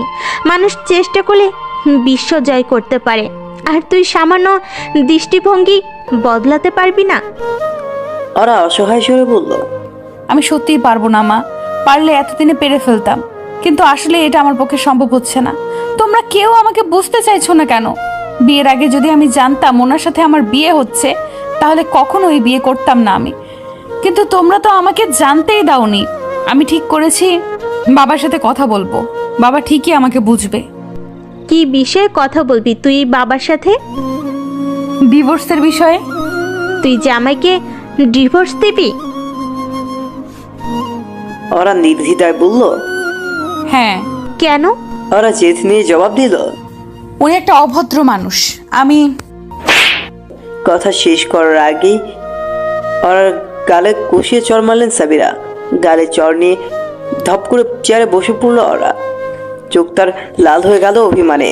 সে ভাবতেও পারেনি তার মা তাকে এই কথার জন্য মারবে। সাবিরার তখন মেজাজ চড়ে গেছে। ওরা এক মুহূর্ত বসে না থেকে দ্রুত পায়ে সরে এলো জায়গা থেকে। কিছু দূর যেতেই সামিরকে চোখে পড়ল। মাথা আরো গরম হয়ে গেল। এই মানুষটার জন্যই তার জীবনে এত সমস্যা, এর জন্য শৈশবটা আতঙ্কে কেটেছে। এখন মনে হচ্ছে সারা জীবনটাই আতঙ্কে কাটবে। ওরা সামিরকে পাশ কাটিয়ে চলে যেতে নিয়েছিল। আচমকা সামির তার পথ আটকে দাঁড়ালো।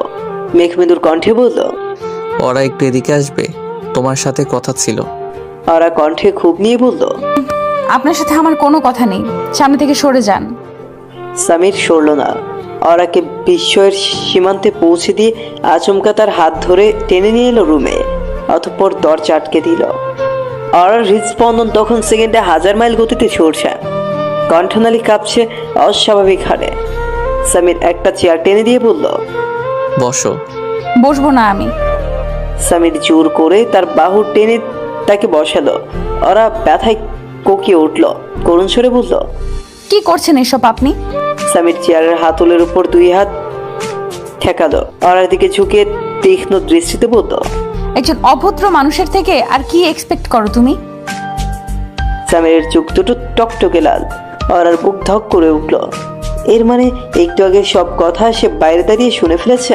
প্রচন্ড অস্বস্তিতে অরার মুখ ফ্যাকাশে হয়ে উঠল। অরার মনে হচ্ছে তার হাত পা চেয়ারের সাথে শিকল দিয়ে বেঁধে রাখা হয়েছে। সে বিন্দু মাত্র নড়াচড়ার জো পাচ্ছে না, অথচ সে মুক্ত, চাইলেই উঠতে পারে, কিন্তু অদ্ভুতভাবে অঙ্গ প্রত্যঙ্গ তার আদেশ মানছে না। সামনের মানুষটির চশমার আড়ালের ওই গভীর দৃষ্টি তার সবকিছু নিয়ন্ত্রণ করছে প্রবলভাবে। আর হাঁসফাঁস লাগছে। সামির বলল, এই বিয়েতে তোমার মত ছিল না সত্যি? চেয়ারের দুই হাতলের উপর হাত রেখে নিষ্পলক তাকিয়ে আছে সে। ওরা ধীর গতিতে মাথা নাড়ল। তাহলে এতদিন বলনি কেন? ওরা নিচে তাকিয়ে স্তব্ধ মূর্তির মতো থ মেরে গেছে। সামির উচ্চ গলায় আবার বলল। ওরা কেঁপে উঠে বলল, বললেই বা কি হতো? কিছু তো বদলাতো না। আপনার উচিত ছিল বিয়ের আগে আমার সাথে অন্তত একবার কথা বলা, আমি বিয়ে করতে চাই কিনা সেটা জিজ্ঞেস করা, কিন্তু আপনি কিছুই করেননি। আমিও বুঝতে পারিনি যে আপনার সাথেই আমার বিয়ে হচ্ছে, তাহলে কখনো রাজি হতাম না। ওরা থামলো।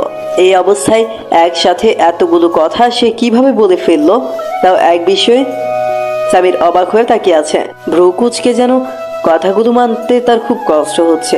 কয়েক মুহূর্তে নিজেকে একটু সামলে নিয়ে বলল, এবার কি চাও তুমি? ডিভোর্স? ওরা অসহায় দৃষ্টিতে তাকালো, অপ্রস্তুত হয়ে পড়ল।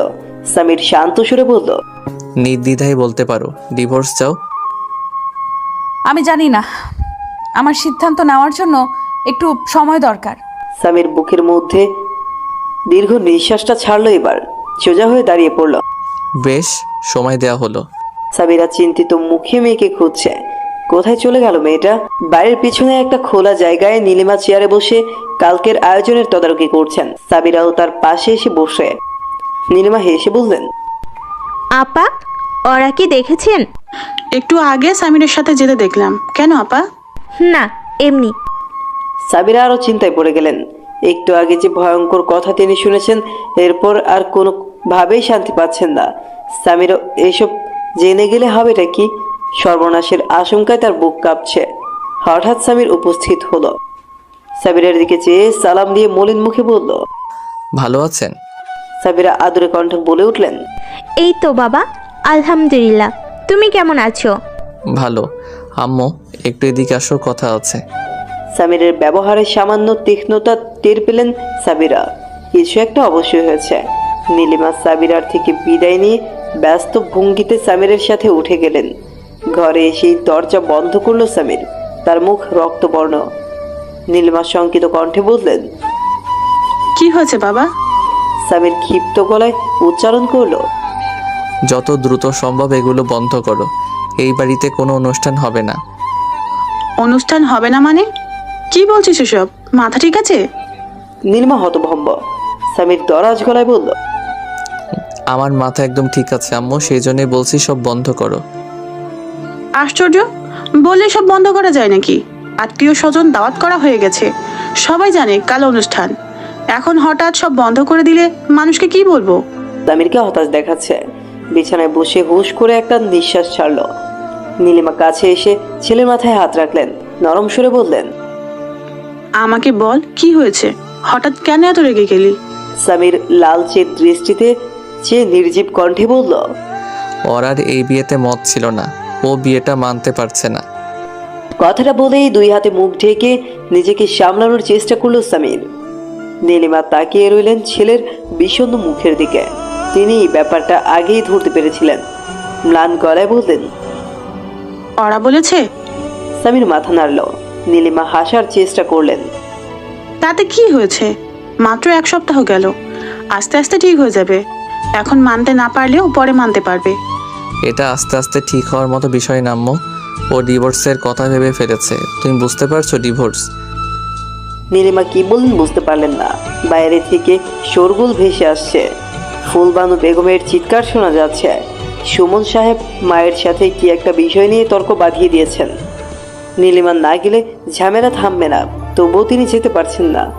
স্থির হয়ে দাঁড়িয়ে আছেন ছেলের কাছে। এক পর্যায়ে সামিরের কাঁধে হাত রেখে বললেন, শুধু ডিভোর্সের কথা বললে কি ডিভোর্স হয়ে যায়? ওরা একটু অবুঝ ধরনের মেয়ে। ওর কথা নিয়ে এত চিন্তার কিছু নেই। আমি বলছি সময়ের সাথে সব ঠিক হয়ে যাবে, ওরা তোকে মেনেও নিবে। নীলিমার উপদেশ সামিরকে খুব একটা আশ্বস্ত করতে পারলো না। বিষণ্ণতায় আচ্ছন্ন তার মুখ। নীলিমা পাশে বসে বললেন, একবার চিন্তা করে দেখ, তুই এই পর্যন্ত একবারও কি ওর সাথে মন খুলে কথা বলেছিস? তুই যদি ওর সাথে মিশতেই না পারিস তাহলে মেয়েটা বুঝবে কিভাবে যে তুই কেমন? আগে তো ওকে বোঝাতে হবে কি জিনিস পেয়েছে ও। কত কপাল হলে আমার ছেলের মতো একজনকে পাওয়া যায়। তুই যে ওকে কত ভালোবাসিস এটা ওকে বোঝানোর চেষ্টা কর। মেয়েরা সব ছাড়তে পারলেও ভালোবাসার মায়া ছাড়তে পারে না। যখন থেকে ওরা তোর ভালোবাসাটা রিয়েলাইজ করবে তখন ডিভোর্সের কথা আর মুখেও আনবে না। তাছাড়া নিজের ছেলের উপর আমার বিশ্বাস আছে। My son is a perfect man. সামির মায়ের দিকে তাকালো। নীলিমা পরম স্নেহে ছেলের কপালে চুমু দিলেন। ওরা একটা ঘরে চুপচাপ বসে আছে। সাবিরা সেখানে ঢুকে জিজ্ঞেস করলেন, স্বামীরকে তুই কি বলেছিস? ওরা কোনো জবাব দিল না। সাবিরার মেজাজ তখন ঊর্ধ্বগতিতে। ধুম করে স্বামীকে ডাকলেন, ঘরে আসার জন্য বললেন। ফোনের ওই পাশ থেকে আরিফ জানতে চাইলেন, কি ব্যাপার? সাবিরা বললেন, তোমার আল্লাদি মেয়ের মাথা খারাপ হয়ে গেছে, তুমি এসে ওর মাথাটা ঠিক করো, ওর ঘরে একটু বুদ্ধি দান করো। ওরা কাঁদতে শুরু করলো। আরিফ দুশ্চিন্তা বোধ করছে। তিনি এসে ঘরে ঢুকতেই দেখতে পেলেন ওরা কাঁদছে। তিনি বিস্মিত হয়ে বললেন, কি হয়েছে আমার মেয়ের? সাবিরা পুরো ঘটনা বলল। তিনি আশা করেছিলেন স্বামীও তার মতো রেগে যাবেন, ওরাকে কিছু করার কথা শোনাবেন, কিন্তু আরিফ কিছুই করলেন না। বরং তিনি হেসে উঠলেন সশব্দে। স্বামীর হাসি দেখে স্তব্ধ হলেন সাবিরা। তুমি হাসছো? আরিফ প্রথমে জানতেন ওরার সাথে সামিরের বিয়ে হলে এমন কিছু সমস্যা হবে, সেই জন্য তিনি প্রস্তুত ছিলেন। কিন্তু মেয়ে যে সরাসরি ডিভোর্সের কথা ভেবে ফেলবে তা কল্পনাও করেননি। আরিফ মেয়ের মাথায় হাত রেখে বললেন, তোর কি সমস্যা আমার সাথে শেয়ার কর। ডিভোর্স নেওয়ার জন্য একটা যথোপযুক্ত কারণ লাগে। তুই যদি আমাকে সেই কারণ দেখাতে পারিস তাহলে আমিও তোর সাথে একমত হব। ওরা চোখ মুছতে মুছতে বলল, ওনাকে বর হিসেবে আমার পছন্দ হচ্ছে না বাবা। আরিফ আবার হাসলেন। সাবিরা চোখ রাঙিয়ে বলল, হেসে হেসেই মেয়ের মাথা খেয়েছো তুমি। এই জায়গায় হাসি কি হলো? আমি বুঝলাম না তো কিছু। পছন্দ হয়নি মানে কি? আবার স্বামী যেমনই হোক সে তোর স্বামী, তাকে প্রাপ্য সম্মান দিতে হবে। ও একটা অন্যায় আবদার করেছে আর তুমি বাবা হয়ে হেসে ওকে আশকারা দিচ্ছ। আরিফ স্ত্রীকে কিছু বললেন না। মেয়ের দিকে চেয়ে বিদ্রুপাত্মক কণ্ঠে বললেন, শুধুমাত্র অপছন্দের জন্য ডিভোর্স দেওয়ার নিয়ম তো নেই মা। ডিভোর্সের এফিডেভিটতে সাইন করার সময় কারণ উল্লেখ করতে হয়। অনেকগুলো অপশন থাকে, সেখান থেকে একটাই টিকমার্ক দিতে হয়। তুই যেই কারণের কথা বলছিস এফিডেভিটে সেই অপশন তো থাকবে না। বাবা তুমি কি আমার সাথে রসিকতা করছো? অভিমান ঝরে পড়ল ওরার কণ্ঠ থেকে। আরিফ সুন্দর করে বুঝিয়ে বললেন, রসিকতা না, আমি বুঝতে পারছি তোর সমস্যাটা। তুই আমাকে বল, সমীরের থেকে তুই কি চাস? ও কি তোর মনের মতো হতে পারছে না? মনের মতো হতে পারছে নাকি বলতে পারবো না, তবে ওনার মুখ দেখলে আমার আগের কথা মনে পড়ে যায়, যখন উনি আমার স্যার ছিলেন। তাহলে আর কি করার? জামাইকে বলি প্লাস্টিক সার্জারি করিয়ে নিতে। ওরা রেগে বলল, বাবা। আরিফ চৌধুরী হাসতে হাসতে জিজ্ঞেস করলেন, আচ্ছা মুখ ছাড়া আর কি নিয়ে প্রবলেম বল? বাবা ওনার কথা ভেবে সারাক্ষণ আমার অস্বস্তি হয়। এটা তো ভালো লক্ষণ। এর মানে তুই সারাক্ষণ ওর কথাই ভাবছিস, ওকে মাথা থেকে বের করতে পারছিস না। যে মাথায় বাসা বেঁধে বসে আছে সে মনে বাসা বাঁধতে কতক্ষণ? মানে? ওরার কণ্ঠে বিস্ময়ের সুর। আরিফ বললেন, তুইও সমীরকে ভালোবাসিস, এজন্যই সারাক্ষণ ওর কথা মনে করিস। ওরা দ্বিধান্বিত হলো। দুই পাশে মাথা নেড়ে বলল, না বাবা, এটা কি করে সম্ভব? ভালোবাসলে তো ভালো অনুভূতি হওয়ার কথা, কিন্তু আমার সব মন্দ অনুভূতি হয়। আরিফ গম্ভীর হয়ে মাথা নেড়ে বললেন, তাহলে এটাকে ভালোবাসা নয় মন্দবাসা বলা উচিত। ওরা চোখ গরম করে তাকালো। বাবা। আরিফ ফিসফিস করে বললেন, মানুষ যদি মন্দ থেকে ভালো হতে পারে তাহলে অনুভূতি কেন নয়? তোর অনুভূতিও মন্দবাসা থেকে ভালোবাসা হয়ে যাবে, এত চিন্তার কিছু নেই।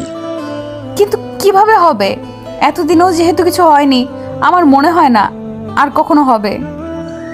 মারে, এমনি এমনি তো আর কিছু হয় না। তোকে সবার আগে চেষ্টা করতে হবে। নিজের চেষ্টা ছাড়া কোনো কিছুতেই মানুষ সফল হতে পারে না। বিয়ের পর এই এতগুলো দিনের মধ্যে তুই কি একবারও সমীরকে মেনে নেওয়ার চেষ্টা করেছিস? ওরা মাথা নাড়ল। সে চেষ্টা করেনি, চেষ্টা করার প্রয়োজনও বোধ করেনি। আরিফ প্রশ্ন করলেন, কেন চেষ্টা করিসনি? যে জিনিস আমার ভালোই লাগে না সেই জিনিস ভালো লাগানোর চেষ্টা কেন করবো অযথা? জানি কোনো লাভ নেই। এইখানে তো মানুষ ঠকে যায়। ভালো না লাগার কারণটাও কিন্তু বলতে পারছিস না। এমনও তো হতে পারে তোর অবচেতন মনের ভালো লাগছে, কিন্তু তুই সেটা বুঝতে পারছিস না। যখন বুঝতে পারবি তখন হয়তো দেরি হয়ে যাবে। আফসোস করা ছাড়া আর উপায় থাকবে না। আরিফ অসহায় বোধ করলেন। মেয়ে দেখা যাচ্ছে নাছোড়বান্দী, কোনো কথা দিয়েই তাকে বুঝ দেওয়া যাচ্ছে না। সে বোঝার চেষ্টাও করছে না। আরিফ ঠান্ডা গলায় বললেন, ঠিক আছে, মাত্র 7 দিন পার হয়েছে, আরো 7 দিন যাক, অন্তত একটা মাস শেষ হতে দে। এরপরেও যদি তোর ভালো না লাগে তখন আমি ব্যবস্থা নিব। কিন্তু বাবা, আমি চাই তোমাদের সাথে চট্টগ্রাম যেতে। উনি যেন সেইখানে না আসে, প্লিজ। সাবিরা এই পর্যায়ে ধৈর্য হারালেন। রেগে আবার ওরাকে টেনে একটা চড় মারতে চাইলেন। আরিফ হাতের ইশারায় স্ত্রীকে থামিয়ে বললেন, ঠিক আছে, তাই হবে। তখন ভোর সকাল। স্বামীর একাকী লিভিং রুমের ছোট বারান্দায় বসে আছে। তার চেহারা গম্ভীর, হাত দুটো দিয়ে মুখের অর্ধেক অংশ ঢেকে রেখেছে। বিষণ্ণ দৃষ্টি দেয়ালে, গভীর মনোযোগে কিছু ভাবছে সে। অন্তি অনেকক্ষণ যাবৎ স্বামীরকে দেখছিল, এবার এগিয়ে গেল। সহসা গিয়ে স্বামীরের কাঁধে একটা ধাক্কা মারতেই চমকে উঠল সে। অন্তি হাসতে লাগলো। স্বামীর বিরক্ত স্বরে বলল, বিরক্ত করিস না। তুই সকাল সকাল এখানে ভূতের মতো বসে আছিস কেন? প্রবলেমটা কি? স্বামীর হতাশ নিঃশ্বাস ছেড়ে বলল, ভালো লাগছে না। কেন? স্বামীর হঠাৎই খুব আনমনা হয়ে গেল। তীব্র অনুভূতিতে নড়াচড়া তাকে এলোমেলো করে দিয়েছে। আকাশের দিকে তাকিয়ে অনেকটা মন খারাপের সুরে বলল, আমরা সব সময় ভুল করি কেন অন্তি? জীবনের প্রতিটি পদে পদে আমাদের শুধু ভুলই হতে থাকে। কিছু ভুল তো সাংঘাতিক হয়, পুরো জীবনটাই বদলে দেয়। ভুল থেকেই তো মানুষ শিক্ষা নেয় রে বেটা। তুই যদি ভুলই না করিস তাহলে নিজেকে শুধরাবি কি করে? কিন্তু কিছু কিছু ভুল থাকে যেগুলো কখনো শুধরানো যায় না। মনে হয় জীবনটাই থেমে যাচ্ছে। এক্ষেত্রে কি করণীয়? তুই কি এমন ভুল করেছিস শুনি? কাউকে এত ভালোবেসে ফেলেছি যে তাকে ছাড়া থাকার কথা ভাবতেই পারছি না। এই ভুল আমি কিভাবে শুধরাবো? স্বামীর কণ্ঠে প্রবল অসহায়ত্ব, চোখ দুটো টলমলে। অন্তি বিস্মিত হয়ে বলল, তুই কি ওরাকে মিন করছিস? এই তোদের মধ্যে ঝগড়া হয়েছে নাকি রে? স্বামীর আবেগ তাড়িত হয়ে অনেক কিছু বলে ফেলেছে। সে নিজের ব্যক্তিগত বিষয় নিয়ে আলোচনা পছন্দ করে না। অন্তির প্রশ্নে সম্বিত ফিরে পেল, মাথা ঝাড়া দিয়ে বলল, তেমন কিছু না। সত্যি কথা বল দোস্ত, কি হয়েছে? যদি আমাকে বন্ধু মনে করিস তাহলে শেয়ার কর প্লিজ। অন্তি উতলা হয়ে উঠল। স্বামীর রুদ্ধস্বরে বলল, ওরা আমাদের বিয়েটা মানতে চাইছে না, ডিভোর্স চাইও। অন্তি স্তব্ধ হয়ে গেল কথাটা শুনে। তার বুক ব্যথা শুরু হলো। ওরাকে স্বামীর ঠিক কতটা ভালোবাসে তা অন্তি খুব ভালো করে জানে। শুধু তাই নয়, ওর কথা জানার পর থেকে তার প্রতি প্রবল ঈর্ষা জন্ম নিয়েছে। তবে এই মুহূর্তে করুণা হচ্ছে। বেচারি মেয়েটা বুঝলই না তার জন্য কত গভীর ভালোবাসা জমা আছে। স্বামীর হঠাৎ প্রশ্ন করল, আচ্ছা, এমন কেন হলো? তুই আবার অভিশাপ দিসনি তো? ছি, আমি তোকে অভিশাপ দেব এটা ভাবলে কেমন করে? তারপরে একটু থেমে আবার বলল, তুই চাইলেও আমাকে কোনোদিন ভালোবাসতে পারতি না, কারণ তোর অনুভূতির রাজ্যে শুধু ওরাই ছিল। সেজন্য অভিশাপ দেওয়ার কিছু নেই। সরি, মাথা ঠিক নেই রে। কি বলতে কি বলে ফেলছি, মাফ করে দিস। স্বামীর উঠে দাঁড়ালো, বারান্দা থেকে বের হয়ে গেল। অন্তি একাই দাঁড়িয়ে রইল চুপচাপ। তার খুব খারাপ লাগছে। স্বামীরকে এতটা দিশেহারা হতে সে আগে কখনো দেখেনি। বউ ভাতের অনুষ্ঠান শুরু হলো সন্ধ্যায়। ওরাকে পার্লার থেকে মাত্র সাজিয়ে আনা হয়েছে। তার গায়ে বেবি পিঙ্ক রঙের ভারী লেহেঙ্গা, কানে গলায় হীরার অলংকার, মুখ ভর্তি গাঢ় মেকআপের প্রলেপ। দেখতে লাগছে রূপকথার কোনো রাজকন্যার মতো। সাবিরা মেয়ের দিকে মুগ্ধ দৃষ্টিতে চেয়ে রইল। নিজের চোখ থেকে কাজল নিয়ে ওরার মাথায় ছুঁয়ে বলল, ওরা খেয়াল করেছে নজর তো একটা লেগেই আছে। সারাক্ষণ মানুষটা কারণে অকারণে অবাক বিস্ময় নিয়ে তাকে দেখছে। ওরা নিজের গায়ে লেহেঙ্গা আর অলংকারের ভার সয়ে নিচ্ছে, কিন্তু ওই মানুষটার নজরের ভার সইতে পারছে না। অস্বস্তিতে জড়সড় হয়ে পড়ছে ক্ষণে ক্ষণে। সন্ধ্যার আসর জমজমাট করতে সিঙ্গার ভাড়া করা হয়েছে। ইউটিউবে বেশ নামডাক আছে তার। সামিরের বন্ধু হয়, পুরো নাম শিহাব কায়সার। সে একের পর এক গান গেয়ে চলেছে। গিটার হাতে নিয়ে স্টেজে হেঁটে বেড়ানো আর গান গাওয়াই তার কাজ। মাঝে মাঝে দর্শকও তার সাথে তাল মেলাচ্ছে, হাততালি দিয়ে উৎসাহ প্রদান করছে। লোকটার কণ্ঠ ভালো হলেও গানের চয়েস অসম্ভব বাজে। একটা গানও ওর আর পছন্দ হচ্ছে না। সামিরের ভার্সিটির সময়কার অনেক বন্ধুই আজ এসেছে অনুষ্ঠানে। লামিয়া, রাইসা, শিলা সবাই সামিরের সাথে সেলফি তুলছে। ছেলে বন্ধুর চেয়ে মেয়ে বন্ধুর উপস্থিতি বেশি। অনেকের বিয়ে হয়ে গেছে, তাই জামাই শুদ্ধ এসেছে। লামিয়া সামিরকে অফ হোয়াইট ব্লেজার দেখে বলল, দোস্ত, ওকে যে কি হ্যান্ডসাম লাগছে। এক সময় দূর থেকেও শুধু তোর উপর নজর আটকে যাচ্ছে আমার। Just mind blowing. যার নজর আটকানোর কথা সে তো ফিরেও তাকাচ্ছে না। ভেবে দীর্ঘশ্বাস ছাড়ল সামির। দোস্ত, এখানে দাঁড়িয়ে আছিস কেন? ভাবির পাশে গিয়ে দাঁড়া না প্লিজ, তোদের দুজনকে একসাথে দেখি। সামির গেল না, অবজ্ঞার স্বরে বলল, সব সময় তো ওর সাথেই থাকি, আজ একটু তোদের সময় দেই। প্রবলেম কি? শিহাব তখন গান শেষ করে বিরতি নিয়েছে। বিরতির পর সে মাইকে সামিরের নাম উচ্চারণ করলো। এবার সে যে গানটা গাইতে চলেছে সেটা নাকি সামির তার বউকে ডেডিকেট করবে। এই কথা শুনে দর্শকরা হাততালি দিল, বন্ধুরা সমস্বরে চেঁচিয়ে উঠল। আর চোখ মুখ লাল হয়ে গেল মুহূর্তে। শিহাব গাইতে শুরু করলো। গানের প্রত্যেকটা লাইন অরার কানে আঘাত করছিল। লজ্জায় সে মাথা তুলে তাকাতেও পারছিল না। কেমন অদ্ভুত অনুভূতি। আর চোখে সামিরের দিকে তাকাতেই দেখলো সামিরও তার দিকে চেয়ে আছে। একটা ধাক্কার মতো লাগলো অরার বুকে। সে চোখ নামিয়ে নিল। গানের এক পর্যায়ে সামিরের বন্ধুরা তাকে অরার পাশে এনে দাঁড় করালো। অরার দম বন্ধ হয়ে আসার মতো হাঁসফাঁস লাগছে। রাইসা স্টেজের ডেকোরেশন থেকে একটা গোলাপ ছিঁড়ে এনে সামিরের হাতে দিয়ে বলল অরাকে দেওয়ার জন্য। সামির অনিচ্ছা সত্ত্বেও ফুলটি অরার দিকে বাড়িয়ে দিল। অরা জোরপূর্বক হাসার ভান করে ফুলটি নিল। সেই মুহূর্তটি ক্যামেরা বন্দি করতে ভুল করলো না ক্যামেরাম্যান। অরা অশান্তিতে গাঢ় হয়ে যাচ্ছিল। মনে মনে আল্লাহর কাছে প্রার্থনা করলো, এই বিরক্তিকর মুহূর্ত যেন দ্রুত শেষ হয়ে যায়। হঠাৎ বাথরুমে যাওয়ার বাহানায় সেখান থেকে সরে এলো অরা। কিছুক্ষণ পর সামিরও একটা কাজে অরা যেদিকে যাচ্ছিল সেদিকে গেল। তখনই খেয়াল করলো তার দেওয়া গোলাপটি অরা ডাস্টবিনে ফেলে দিচ্ছে। সামিরের মনে হলেও বিষাক্ত কোনো পোকা তার হৃদয়ে বিষদাঁত গেঁথে দিচ্ছে। সামির দ্রুত সরে যেতে চাইল, কিন্তু বাদ সাধলো লোডশেডিং। সহসা পুরো বাড়ি অন্ধকারে ছেয়ে গেল। বাথরুমে তখন ওরা একা। সে বলেছিল অন্ধকারে নাকি তার ভয় লাগে। এই ভেবে সামির দরজার কাছে গিয়ে দাঁড়ালো যাতে ওরা ভয় না পায়। ওরা দ্রুত বাথরুম থেকে বের হয়ে সামিরকে দেখেই চমকে উঠল। আপনি এখানে কি করছেন? সামির নির্বিকার চিত্তে বলল, কিছু না। কথা বলে সে চলে যেতে নিচ্ছিল। আচমকা কিছু একটার সাথে হোঁচট খেল ওরা। সে প্রায় পড়ে যেত। সামির দ্রুত এসে ধরায় বেঁচে গেল। অথচ ন্যূনতম কৃতজ্ঞতা প্রকাশ না করে সে বিরক্তির স্বরে বলল, এটা কি হলো? আমাকে ছাড়ুন। সামির রাগে ছেড়ে দিল। ওরা ধপাস করে নিচে পড়ে গেল। মেঝেতে কার্পেট ছিল বলে খুব একটা ব্যথা লাগেনি। এদিকে সামির হাত ছেড়ে চলে যাচ্ছে। ওরা ওঠার চেষ্টা করেও উঠতে পারলো না। পেটের বাম পাশটায় ভীষণ জ্বলনি হচ্ছে। সেফটি পিন গেঁথে কেটে গেছে নিশ্চয়ই। ব্যথায় ওরার চোখে পানি এসে গেছে। অন্ধকারে সে তেমন কিছু দেখছে না। বাড়িতে হইচই পড়ে গেছে। আইপিএসেও ঝামেলা হচ্ছে। তাই কিছুক্ষণের মধ্যে হয়তো লাইট চলে আসবে। কিন্তু অরার নিজেকে খুব অসহায় লাগছে। সেফটি পিন খুলে যাওয়ার দরুন তার লেহেঙ্গা কোমরের কাছ থেকে ঢিলে হয়ে গেছে। যদি উঠে দাঁড়ায় তাহলে পুরো লেহেঙ্গা খুলে যাওয়ার সম্ভাবনা প্রবল।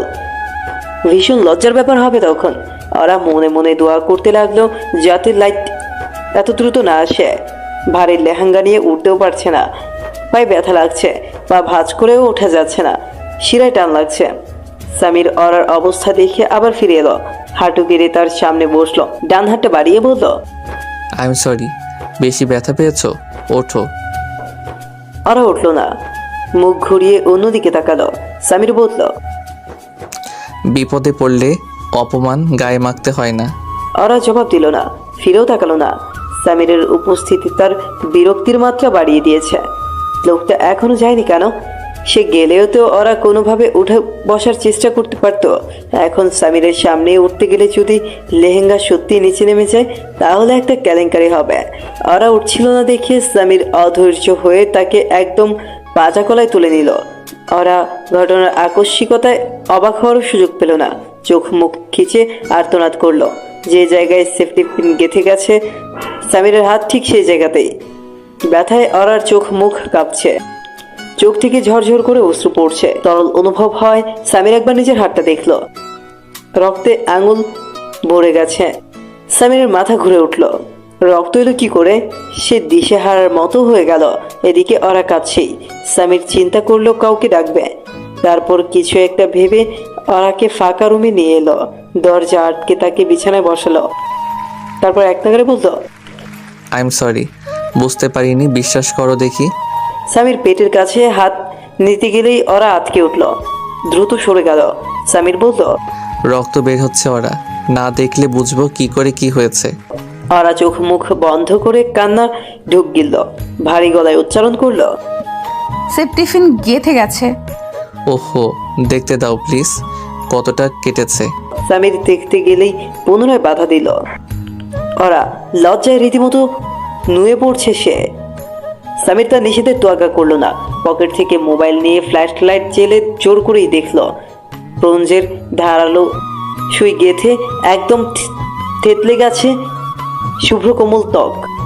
সামিরের বুক মোচড় দিয়ে উঠল। এইভাবে ওরাকে ফেলে দেওয়া উচিত হয়নি। সে অন্ধকারে ড্রয়ার খুঁজে ফার্স্ট এড বক্স বের করলো। হাত ভাগ্যিস বক্সটা এই ঘরেই ছিল, অন্য ঘরে থাকলে ওরাকে ফেলে যাওয়াও যেত না। সামির দ্রুত স্যাপলন আর তোলা হাতে নিল। অনেকটাই কেটে গেছে, ব্যান্ডেজ ছাড়া রক্ত বন্ধ হতেই সময় লাগবে। সামির যখন তুলায় স্যাপলন লাগিয়ে কাছে এলো তখন ওরা বাজ সেরে বলল, আমাকে দিন, আমি করছি। এত লজ্জার কিছু নেই, অন্ধকারে আমি কিছু দেখবো না, তুমি শুধু ব্যথার জায়গাটা দেখিয়ে দাও। ওরা অস্বস্তিতে মাথা নিচু করলো। স্বামীর তার মনের কথা বুঝে ফেলেছে। মাইন্ড রিডার নাকি? স্বামীর কাছে এসে তার ক্ষত স্থানে স্যাপলন মাখা তুলো ছোঁয়ালো। তীক্ষ্ণ জ্বলনিতে শিউরে উঠলো ওরা। খামছে ধরলো সামিরের কাজ, চোখ মুখ খিচে বন্ধ করে নিল। সামির মনোযোগ দিয়ে কাজ করছিল। ওরার খুব লজ্জা লাগছিল, কিন্তু কিছু করার নেই। ব্যথাও সহ্য হচ্ছে না। ওরা লজ্জাতে পরিপূর্ণ করতেই এই অসময়ে জ্বলে উঠল লাইট। পুরো ঘর আলোকিত হয়ে গেল। ওরা এমনভাবে কেঁপে উঠলো যেন তার শরীরে কেউ আগুন লাগিয়ে দিয়েছে। স্বামীর বলল, রিল্যাক্স, এই তো আরেকটু এখনই শেষ হয়ে যাবে। ওরা লজ্জায় চোখে খুললো না, একরকম গ্যাট হয়ে বসে রইল। শরীর শক্ত করে ফেললো। চিন্তা করতে লাগলো অন্য কিছু, যাতে মন ডাইভার্ট করা যায়, নয়তো অস্বস্তিতে দম আটকে মরে যাবে সে। ফার্স্ট এড ট্রিটমেন্ট শেষ করে ওরার দিকে চাইতে মুগ্ধ হলো সামির। কান্নার কারণে চোখ মুখ লাল দেখাচ্ছে ওরার। কাজল লেপটে আছে, চেহারায় লাজুক আভা, দেখতে ভীষণ আদরে লাগছে। সামির হালকা স্বরে বলল, শেষ? ওরা চোখ খুলে তাকালো। দ্রুত উঠতে নিয়েও বসে পড়লো। মনে পড়ে গেল লেহেঙ্গা ঢিলে হওয়ার কথা। সামির প্রশ্ন করলো, কি হয়েছে, আর কোনো প্রবলেম? ওরা নিচু স্বরে বলল, আপনি যান, আমি আসছি। বলে বিছানা থেকে সেফটি পিনের ব্রোঞ্জটা নিল। সামির বলল, এইটা দিয়ে কি করবে আবার? লেহেঙ্গায় লাগাতে হবে। আবার এটা লাগাবে? এটার জন্যই তো কেটে গেছে, দাও আমার হাতে। ওরা দিল না, এমন ভাবে পেছনে নিয়ে লুকালো যেন এই জিনিস তার অমূল্য সম্পদ। সামির ভ্রু কুচকে বলল, আমি তোমাকে কিছুতেই এটা লেহেঙ্গায় লাগাতে দিব না। ওরা পড়ে গেল মহা বিপদে, অথচ এইটা নিয়ে গেলে সে অসহায়। সামির সত্যি সত্যি ব্রোঞ্জটা ছিনিয়ে নিল তার হাত থেকে। ওরা অসহায় গলায় বলল, এটা দিন প্লিজ, লেহেঙ্গায় লাগাতেই হবে, নয়তো কি? ওরা মাথা নিচু করে খুব দ্বিধা হলো। লেহেঙ্গা ঢিলে হয়ে যাবে। বেশি ঢিলে হবে? খুলে যাওয়ার সম্ভাবনা আছে নাকি? ওরা আড়ষ্ট ভঙ্গিতে মাথা নাড়ল। সমীর ধীর চিত্রে বলল, তাও এটা দেয়া যাবে না। ওরা করুণ দৃষ্টিতে তাকাতেই সে বলল, আচ্ছা দিতে পারি, কিন্তু শর্ত আছে। ওরা প্রশ্নবিদ্ধ দৃষ্টিতে চাইল স্যামের কাছে এসে বলল। চোখ বন্ধ করো। ওরা চোখ বড় করে দুই পাশে মাথা নাড়ল। স্যামির দায় সারা গলায় বলল। ঠিক আছে, তাহলে এটাও পাচ্ছ না। এখন এই ঘর থেকে তুমি কিভাবে বের হবে সেটা তোমার ব্যাপার। অভিমানে চোখ লাল হয়ে গেল ওরার। কিছুক্ষণ শান্ত থেকে রাগ সামলে নিল, তারপর দ্বিধা জড়িত কণ্ঠে বলল। ঠিক আছে। সে চোখ বন্ধ করলো। স্যামির কড়া গলায় বলল। খবরদার, আমি না বলা পর্যন্ত চোখ খুলবে না। সে অনুভব করলো স্যামির ড্রয়ারে কিছু একটা খুঁজছে। একটু পরেই তার কোমরের কাটা অংশে হাত রাখলো। এবার আগের চেয়েও শক্ত হয়ে বসলো ওরা। হঠাৎ সেখানে ঠোঁটের স্পর্শ পেতেই তার সম্পূর্ণ শরীর ঝাঁকুনি দিয়ে উঠল। অজানা অনুভূতিতে চিনচিন করতে লাগলো বুক। দুই হাতে স্যামিরকে ধাক্কা মেরে সরিয়ে ক্ষিপ্ত গলায় বলল। এটা কি করলেন আপনি? স্যামির মুচকি হেসে বলল। বাইরে সবাই অপেক্ষা করছে, দ্রুত এসো। ওরার চোখ দুটো যেন ঠিকরে বেরিয়ে আসবে আগে। স্যামির তার হাতে ব্রোঞ্জ ধরিয়ে বের হয়ে গেল। সে চলে যেতেই রূপা ঢুকলো ভেতরে। কপট রাগ নিয়ে বলল। সমস্যা কি তোদের? দরজা আটকে ভেতরে কি করিস? সারা অনুষ্ঠান পড়ে আছে আর তোরা কি রাতের কাজ শোনাতে শুরু করে দিয়েছিস নাকি? ওরা কোনো জবাব দিল না। শরীর ঝিমঝিম করছে, মনে হচ্ছে সে এখনই মাথা ঘুরিয়ে পড়ে যাবে। রূপা কাছে এসে তাকে বলল, বিচলিত গলায় বলল। ওরা কি হয়েছে? শরীর খারাপ লাগছে? না, শুধু একটু মাথা ঘুরছে। ওরা খুব কষ্টে উঠল। তার কোমরের কাজটা এখনো অবশ হয়ে আছে। সে ব্রোঞ্জ লাগানোর জন্য আয়নার কাছে গিয়ে দাঁড়াতেই কোমরে লাল রঙা জেল পেন দিয়ে ইংরেজিতে লেখা আই লাভ ইউ। ওরা লেখাটা দেখে বিস্ময় চিৎকার দিয়ে উঠল। রূপা চমকে উঠে বলল। আবার কি হয়েছে? ওরা দ্রুত জায়গাটা হাত দিয়ে ঢেকে ফেলল। কাপা গলায় বলল। কিছু না। পুরো অনুষ্ঠান জুড়েই ওরা অন্যমনস্ক হয়ে বসেছিল, কারো সঙ্গে কথা বলছিল না। সে এমনিও বেশ চুপচাপ, কিন্তু এখন যেন একদম নিশ্চুপ হয়ে গেছে। রূপা ওরাকে ধাক্কা মেরে বলল। তুই হঠাৎ এমন সাইলেন্ট মোডে চলে গেলি কেন? কাহিনী কি দোস্ত? নিশ্চয় কিছু হয়েছে। ওই ঘটনার পর থেকে এমন হ্যাং মেরে আছিস। সত্যি করে বলতো, উনি কি তোকে ঘরে নিয়ে আবার কিস করেছে? ওরা খুব তোর দৃষ্টিতে তাকালো। তেরছা মেজাজ নিয়ে উত্তর দিল। ফালতু কথা বলবি না একদম। তোর হয়েছেটা কি? রূপা গালে হাত রেখে তাকিয়ে রইল অরার মুখের দিকে। তারা স্টেজে বসে আছে, সামির এখানে নেই। সে বোধহয় ইচ্ছাকৃতই অরার থেকে দূরে থাকছে। ছবি তোলার জন্যও তাদের একত্রে করা যাচ্ছে না। সামিরের ভারসাম্যতে যথেষ্ট ফটোশুট হয়েছে। ছবি তুলে সে বিরক্ত। ক্যামেরাম্যানরাও ঝাড়া হাত পা নিয়ে ঘুরে বেড়াচ্ছে। এই প্রথম কোনো রিসেপশনের পর বৌবর দুজনেই ছবি তুলতে অনাগ্রহী। ওরা দীর্ঘশ্বাস ছাড়ল। রূপা যেই মেয়ে, মুখ থেকে কথা না বের করে ছাড়বে না। তাকে ভোলানোর জন্য ওরা প্রসঙ্গ বদলানোর চেষ্টা করলো। আগে বল, তোর কি সমস্যা? আমার দেবরকে দেখছি কারণে অকারণে শুধু তোর দিকে তাকিয়ে আছে। তুইও হুটহাট উদাও হয়ে যাচ্ছিস। গতকাল থেকে কম কথা বলছিস। এত শান্ত থাকার মেয়ে তুই না। অবশ্যই কিছু হয়েছে, বল তো ব্যাপারটা কি? ওরা জেরা করার ভঙ্গিতে তাকালো। রূপা অপ্রস্তুত হয়ে উঠল, ইতিউতি করে বলল। ধুর, কি আন্দাজি কথা বলিস? তুই কি মিন করতে চাইছিস? আমার প্রেমে হয়েছে, তাও তোর হাবলা দেবরের সাথে, তাও মাত্র একদিনে? ইটস কোয়াইট ইম্পসিবল ওরা। রূপা উঠে যেতে নিচ্ছিল। ওরা তার হাত চেপে ধরে বলল। সত্যি কথা না বলে এখান থেকে কোথাও যেতে পারবি না তুই। যদি না বলিস তাহলে আমি সায়ান ভাইকে ডেকে জিজ্ঞেস করব কেন আমার সুন্দরী বান্ধবীর পেছনে এসে ঘুরঘুর করছে। রূপা হেসে ঠাট্টার স্বরে বলল। তুই এমন কিছুই করতে পারবি না, আমি জানি। পারবো কিনা পারবো না সেটা দেখবি। এই সায়ান ভাই। ওরা খুব জোরে ডাকলো। সায়ান ওর সাথে সাথে ছুটে আসছে। রূপা বিপদগ্রস্ত হয়ে ফিসফিসানো কণ্ঠে বলল। প্লিজ ওরা, এরকম করিস না। তুই না ভালো মেয়ে। ওরা দাঁতে দাঁত চেপে বলল, আমি মোটেও ভালো মেয়ে না, সেটা তুই খুব ভালো করেই জানিস। রূপা এদিক ওদিক তাকালো। লম্বা একটা শ্বাস টেনে রিল্যাক্স হয়ে বলল। ঠিক আছে, আমি বলছি, কিন্তু তুই হাসতে পারবি না। আর এখন থেকেই হাসি পাচ্ছে। খুব কষ্টে নিজেকে দমিয়ে বলল। আচ্ছা বল। ফ্ল্যাশব্যাক। স্ট্যান্ড প্লাজার বাইরে অনেকক্ষণ ধরে দাঁড়িয়ে আছে সায়ান। পুরো শপিং কমপ্লেক্স ভাজা ভাজা করেও মেয়েটাকে খুঁজে পাওয়া যায়নি। সে ফিরে যাবে কিনা ভাবছিল, তবে যাওয়ার আগে অরাকে ফোন করতে হবে। সে মোবাইল হাতে নিল, তখনই হঠাৎ উত্তর দিক থেকে ধেয়ে আসতে লাগলো রূপা।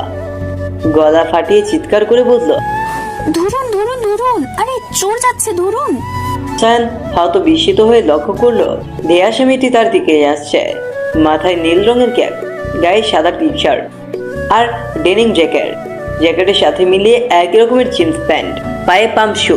ছবির থেকেও বাস্তবে কয়েক গুণ দেখতে বেশি মিষ্টি এই মেয়েটির দিকে সে হা করে চেয়েই রইল। ঠিক সেই মুহূর্তে একটা রোগা পাতলা লোকের সাথে সংঘর্ষ হলো তার, আর লোকটির হাত থেকে পার্স পড়ে গেল।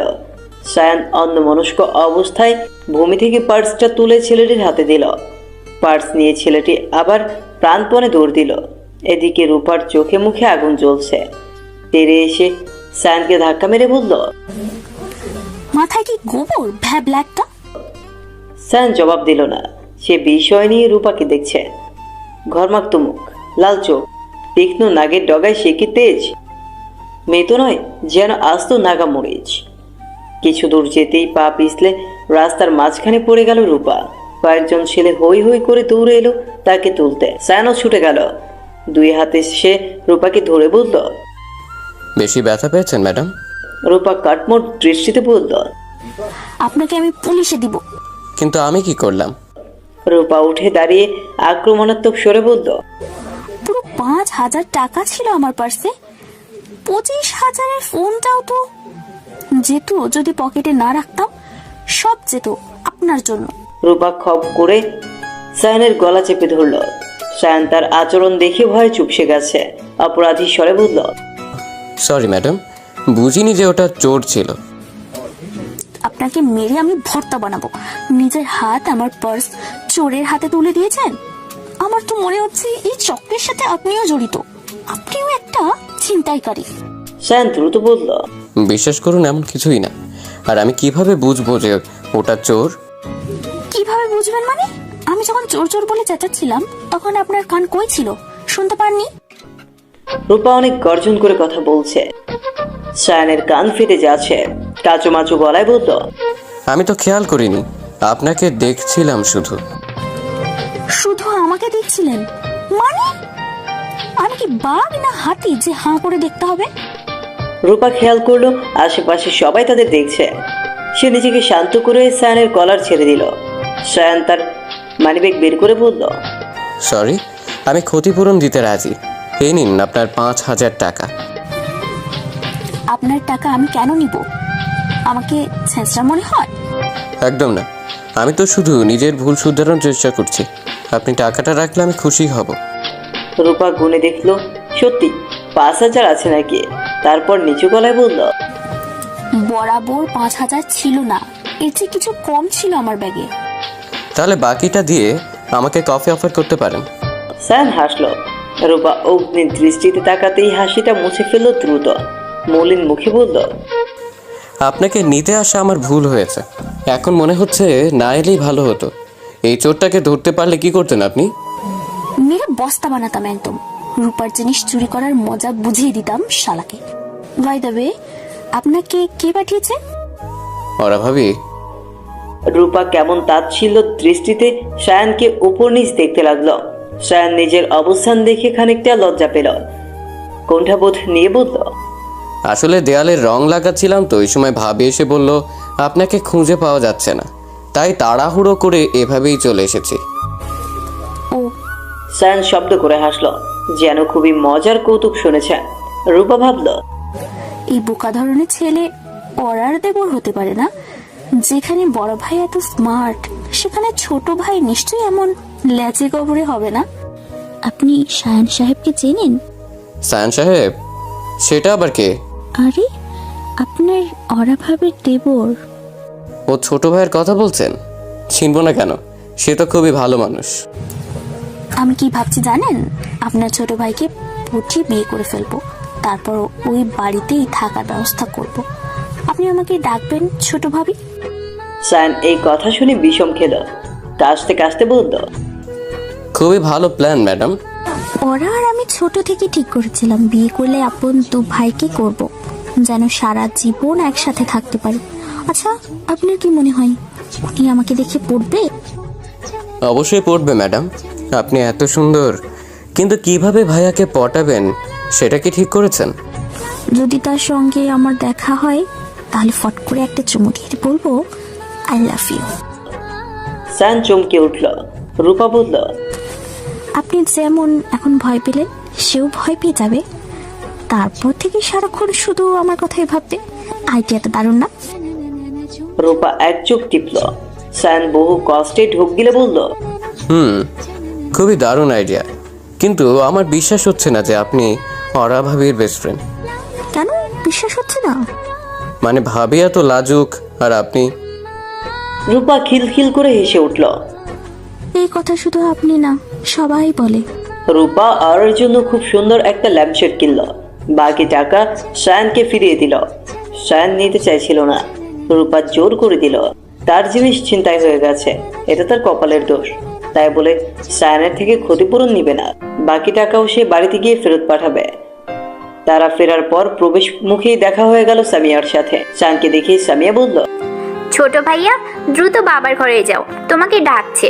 রূপা এই কথা শুনে আটকে উঠল। ছোট ভাইয়া মানে? বিস্ময় চোখ দুটো বড় করে সায়নের দিকে চাইলো সে। আর মতো তারও শরীর থো মেরে গেল। তারপর থেকে আর একবারও সায়নের সামনে যেতে পারেনি লজ্জায়। সব শুনে ওরা হাসতে হাসতে অস্থির হয়ে উঠল। রূপা ক্ষিপ্ত গলায় বলল, তুই প্রমিস করেছিলি যে হাসবি না। তোর বোকামি দেখে না না হেসে পারছি না। এইটা আমি করলেও মানাতো, কিন্তু তুই কিভাবে এত বড় বোকামিটা করলি রূপা? রূপা মুখ নিচু করে বসে আছে। সে তো আসল কথা এখনো বলেনি। লোডশেডিং এর সময় সায়ন তাকে নির্জনে পেয়ে চুমু খেয়েছে। রূপার গাল এখনো চিনচিন করছে। কি বদমাইশ একটা লোক। অবশ্য রূপারও দোষ আছে, সে নিজেও তো প্রথম দেখায় আবুল তাবুল বকেছিল। এখন খুব অস্বস্তি লাগছে। রাত তখন 11টা বাজে। লিভিং রুমের বেসিনে মুখ ধুতে এসেছে রূপা। এইখানটায় কেউ নেই। হঠাৎ আয়নায় প্রতিবিম্বে সায়নকে দেখে চমকে উঠল সে। পেছনে ফিরতেই দেখলো সায়ন দাঁড়িয়ে আছে। রূপা দ্রুত চলে যেতে নিল, কিন্তু সায়ন তার পথ আটকে বলল, ওয়েট, এরকম তো কথা ছিল না। আপনি আমাকে পটাবেন বলেছিলেন, অথচ এখন পটে যাওয়ার পর ইগনোর করছেন। রূপা হক চকিয়ে বলল, দেখুন, আমি জানি এসব আপনি আমাকে লজ্জা দেওয়ার জন্য করছেন, কিন্তু আমি তখন সিরিয়াসলি মজা। রূপার কথার মাঝেই সায়ন বলে উঠল, আপনার লজ্জাও আছে নাকি? রূপার শ্যামলা মুখ লালচে হয়ে উঠল মুহূর্তে। রাগে সরে বলল, আমার সামনে থেকে সরে যান, না হলে কিন্তু ঘুষি মারবো। সায়ন রূপার নাকের উপর আঙুল রেখে বলল, কথায় কথায় এমন টমেটোর মতো লাল হয়ে যান কেন? আপনার বুঝি অনেক রাগ? রূপা তার হাত মুষ্টিবদ্ধ করে উপরে তুলল। সায়ন তার হাতটা চেপে ধরে বলল, লাভ এট ফার্স্ট সাইটে বিশ্বাস করে? না, করি না। রূপা ঝাড়ি মেরে নিজের হাত ছাড়িয়ে নিল। হঠাৎ কারো পায়ের শব্দ পেতেই দ্রুত চলে গেল রূপা। সায়ন আয়নার কাছে গিয়ে কালো মার্কার পেন দিয়ে লিখল, আমি ছাদে যাচ্ছি, আপনি আসুন, অপেক্ষায় থাকবো কিন্তু। I love you at first sight we met. ওরা রূপাকে খুঁজে বেড়াচ্ছে। মেয়েটা কোথায়? এই সময় তার রূপাকে সবচেয়ে বেশি দরকার, অথচ তাকে পাওয়া যাচ্ছে না। বেসিনের সামনে এসে ওরা থমকে দাঁড়ালো। আয়নার মধ্যে লেখাটা দেখে ছলাৎ করে উঠলো তার বউ। সামির লিখেছে নাকি এটা? এই কথা চিন্তা করতেই বেসিনের পাশের ওয়াশরুম থেকে বের হলো সামির। তাকে দেখে ওরা নিশ্চিত হলো এটা সেই লিখেছে। সামির অবাক হয়ে বলল, তুমি কি এখানে আমার জন্য দাঁড়িয়ে আছো, কিছু বলবে? ওরা দ্রুত মাথা নেড়ে চলে গেল। সামির বেসিনের কাছে যেতেই তার দৃষ্টি আটকে গেল আয়নায়। লেখাটি দেখে বিস্ময়ে হতভম্ব সে। ধরে নিল যে এটা ওরা লিখেছে, সেজন্যই বুঝি লজ্জা পেয়ে চলে গেল। সায়ন রূপার অপেক্ষায় ছাদে দাঁড়িয়ে আছে। অনেক বাতাস চারদিকে, পথ পথ করে উঠছে তার পাঞ্জাবি। ঘড়িতে 11:30 বাজে। স্বামীর বিলম্ব না করে আরো আগেই ছাদে এসে বসে আছে সে ওরার অপেক্ষায়, কিন্তু ওরা এখনো আসছে না। হঠাৎ দুই ভাই মুখোমুখি হলো।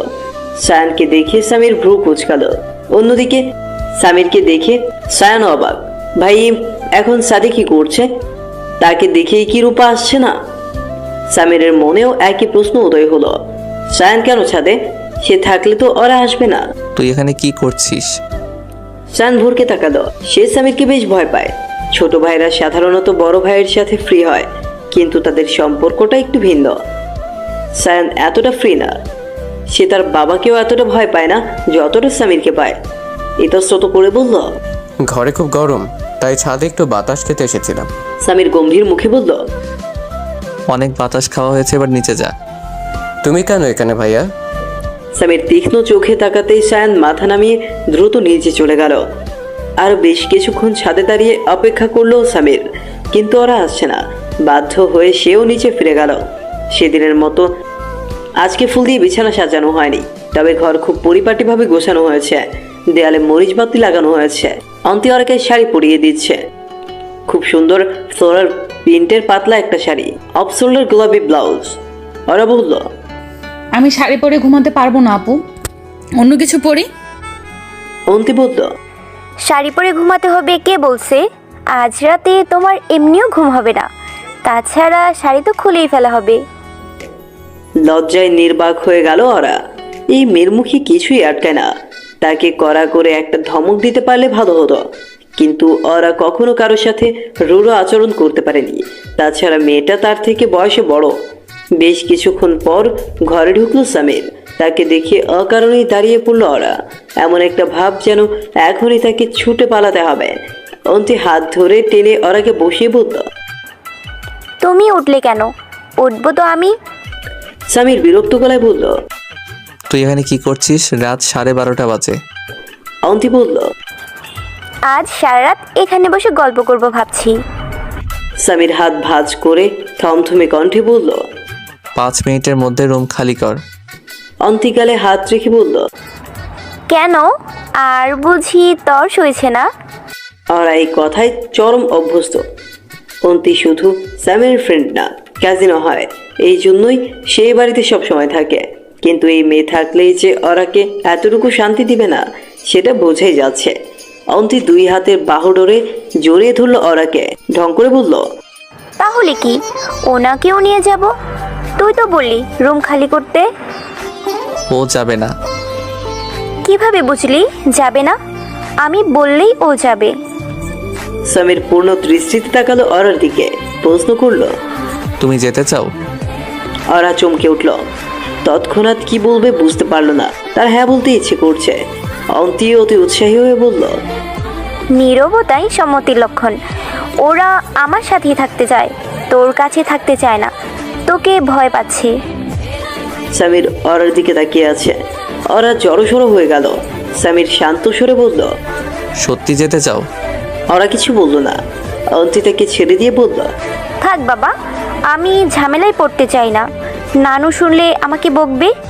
তোর বউ তোর কাছেই রেখে গেলাম।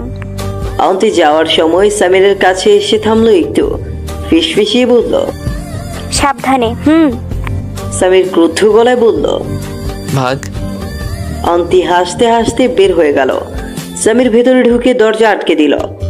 আর কণ্ঠ শুকিয়ে আসছে, এত নার্ভাস লাগছে। ঢুক গিলতেও যুদ্ধ করতে হচ্ছে। ধক করে বিছানায় বসলো সে। সামিরের চোখ ঝলমল করছে। সে নরম গলায় বলল, ছাদে কেন আসনি? ওরা এই প্রশ্নের কি উত্তর দিবে বুঝলো না। সে তো ছাদে যেতেই চায়নি, আর এটাও একটা প্রত্যাখ্যান। তার এখনো সময় প্রয়োজন। সামির হঠাৎ ওরার কোমর ধরে কাছে আনলো, জড়িয়ে ধরে ঠোঁটে আলতো চুমু দিল। আর শরীরে তীক্ষ্ণ একটা স্রোত বয়ে গেল। সামির মৃদু হেসে বলল, তুমি যেটা করেছো সেটাও আমি এক্সপেক্ট করিনি, কিন্তু আমি কত খুশি হয়েছি বোঝাতে পারবো না। ওরা বুঝতে পারলো না সে কি করেছে। তার গা ঠক ঠক করে কাঁপছে। সামির তাকে পাজা কোলায় তুলে নিল। ওরা হতবিহ্বল। আচমকা এখনো আক্রমণ মেনে নিতে না পেরে রুক্ষ স্বরে অনুরোধ করলো, এখন না প্লিজ। সামির নিষেধ শোনার জন্য এতটুকু প্রস্তুত না। ওরাও তাকে ভালোবাসে, এইটুকু সত্যিই যথেষ্ট তার জন্য। আজ ওরাকে বুঝতে হবে সে কতটা ভুগিয়েছে সামিরকে। তার অপেক্ষায় সামির কত বেশি তৃষ্ণার্ত হয়ে পড়েছে। ছাড়ার বদলে আরো শক্ত করে সামির জড়িয়ে ধরলো ওরার কোমল শরীর। ঘাড়ের পেছনে হাত রেখে ঠোঁটে দীর্ঘ চুম্বন করলো। ওরা চোখ দুটো মেলে আবার বন্ধ করলো। সে সংজ্ঞা হারিয়ে ফেলবে বোধহয় আবারও। ওরা কেবল ছটফট করছিল। শেষে উপায়ন্তর না দেখে করে ফেললো একটি দুঃসাহসিক কাজ, যা কাল হয়ে দাঁড়ালো জীবনে। ওরা সামিরের গালে চড় মারল। চরের ধাক্কা সামলাতে না পেরে সামির সেরে দিল অরার ঘাড়, তার সম্পূর্ণ শরীর। কিছু মুহূর্ত নীরব কাটলো। ওরা যখন বুঝতে পারলো যে সে একটা ভুল করেছে, তখন যেন খুব দেরি হয়ে গেছে। সামির আচমকা উঠে দাঁড়ালো এবং রুম থেকে বের হয়ে গেল। ওরা বার কয়েক উচ্চ শব্দে বলতে চাইলো সরি, কিন্তু মুখ দিয়ে একটা শব্দ বের করা গেল না। কেবল চোখ থেকে ঝরঝর করে অশ্রু গড়িয়ে পড়ল। সামির চলে যাওয়ার পর ওরা মুখে হাত দিয়ে অনেকক্ষণ চুপচাপ বসে রইল। তার ছোটবেলা থেকেই একটা সমস্যা আছে, হঠাৎ ঘটে যাওয়া আকস্মিক ধাক্কাগুলো নিতে পারে না। ওই সময় সে খুব নার্ভাস হয়ে যায়, গলা দিয়ে টু শব্দটিও বের হয় না। সামিরকে চর মারার পর অতিরিক্ত নার্ভাসনেসের কারণে সে কিছুই বলতে পারেনি, অথচ তার সাথে সাথেই সরি বলা উচিত ছিল। সে তো ওরাকে সময় দিয়েছিল। তার জায়গায় অন্য কেউ থাকলেও ওরা কি স্বাধীনতা পেত? কেউ নিশ্চয়ই বিয়ের পর 7 রাত ধরে অপেক্ষা করতো না। আর স্বামী শুধু অপেক্ষাই করেনি, ওরার যাতে কোনোরূপ অসুবিধা না হয় সেই জন্য তার সঙ্গে কথাও কম বলেছে এই কয়দিন। একবারও অভিযোগ করেনি, অথচ তার অভিযোগ করার সুযোগ ছিল। সে না থাকলে তো ওরার বিয়েটাই ভেঙে যাচ্ছিল। যে মানুষটি বিপদের সময় ওরার পরিবারের পাশে দাঁড়িয়েছে, এতদিন তাকে সব রকম সাপোর্ট দিয়েছে, তার সাথে এমন ব্যবহার করা উচিত হয়নি। ওরা নিজের ভুলের জন্য ভীষণ অনুতপ্ত বোধ করছে। সে এক ছোট রুম থেকে বের হলো, দিশেহারার মতো এদিক সেদিক খুঁজতে লাগলো। সামির কোথায় গিয়েছে? আর অবস্থা রান্নাঘর থেকে পরখ করলেন নীলিমা। তিনি বেঁচে যাওয়া খাবারগুলো ফিরোজাকে দিয়ে ফ্রিজে তুলে রাখছিলেন। আর চোখে জল আর মুখে অস্থিরতা দেখে বিচলিত ভঙ্গিতে ছুটে এলেন। আরাকে প্রশ্নবিদ্ধ করলেন, কি হয়েছে মা? আরা কান্না মিশ্রিত কণ্ঠে কি সব যে আওড়ালো নীলিমা কিছুই বুঝতে পারলেন না। আরাকে টেনে ডাইনিং টেবিলে বসালেন, ঠান্ডা মাথায় পুরো ব্যাপার জিজ্ঞেস করলেন। কি হয়েছে বলো? কাঁদতে কাঁদতে তো নাকের পানি চোখের পানি একাকার করে ফেলেছো। আল্লাহ! নীলিমা শাড়ির আঁচল দিয়ে অরার মুখ মুছিয়ে দিলেন। অরা নিজেকে ধাতস্থ করে বলল, উনি আমার উপর রাগ করে চলে গেছে মা। কে? সামির? অরা মাথা নাড়ল। নীলিমা হেসে বললেন, এই জন্য এত কাঁদতে হয় নাকি? বোকা মেয়ে। কোথায় গেছে ও? যেখানে যাক ফিরে আসবে। দাঁড়াও, এলে আমি কি করি দেখো। না মা, কিছু বলবেন না, দোষ আমারই ছিল, আমি ভুল করেছি। ভুল করেছো? ভালো কথা। তাই বলে ও তোমাকে কাঁদিয়ে ঘর থেকে বের হয়ে যাবে নাকি? আশ্চর্য ছেলে তো, বেয়াদব একটা। মা, উনি তো বাড়ির কোথাও নেই। একটা ফোন দিয়ে দেখো। ফোনের কথা শুনেই অরার টনক নড়ল। দৌড়ে ঘরে এসে মোবাইল হাতে নিল। সামিরকে ফোন করতে গিয়ে দেখলো নাম্বার নেই। বিয়ের 7 দিন পরেও সামিরের নাম্বারটা মোবাইলে সেভ করা হয়নি। ওরা উদ্ভ্রান্তের মতো আবারও ছুটে গেল শাশুড়ি মায়ের কাছে। আকুল নিবেদনে বলল, ওনার নাম্বারটা একটু আমাকে দিবেন মা? নীলিমা হতভম্ব হয়ে গেলেন। ওর কাছে সামিরের ফোন নাম্বারই নেই। ব্যাপারটা অদ্ভুত লাগলো, তবুও তিনি আপাতত প্রশ্নবিদ্ধ করলেন না। নিজের ফোন থেকে নাম্বার বলে দিলেন। ওরা ফোন দিল। ওই পাশ থেকে বাতাসের জোরালো শব্দ ভেসে আসছে। সামিরের গম্ভীর এবং ফিকে কণ্ঠ শোনা গেল। হ্যালো, কে বলছেন? আমি অরা। পাশে শুধু নীরবতা। সামির কিছু বলছে না। ওরা ঢুক গেলে বলল, আমি সরি, খুব বেশি সরি। আপনি কোথায়? বাড়ি আসুন প্লিজ। সামির লাইনটা কেটে দিল। ওরার চোখ থেকে অশ্রু উপচে পড়তে লাগলো। এই বুঝি নিঃশ্বাসটা গলার কাছেই আটকে যাবে। কাঁদতে কাঁদতে আবারও ফোন করলো, কিন্তু এবার একটি মেলি কণ্ঠ বলল, আপনি যে নম্বরে কল করেছেন তা এই মুহূর্তে ব্যস্ত আছে। ওরার পা টলতে লাগলো, মাথা ঘুরতে লাগলো, সামনের দৃষ্টি ক্রমশ ঝাপসা হচ্ছে। সামির তার নাম্বারটা ব্ল্যাকলিস্ট করে দিল। নীলিমা প্রশ্ন করলেন, কি ব্যাপার, কথা বলছো? ওরা লজ্জায় সত্য কথাটা বলল না, মিথ্যার আশ্রয় নিল। নেটওয়ার্কের সমস্যা হচ্ছে মনে হয়, তাই কিছু বুঝতে পারছি না বলেই ঝটপট ঘরে চলে এলো। দরজা আটকে চুপচাপ বসে রইল পাথরের মূর্তির মতো।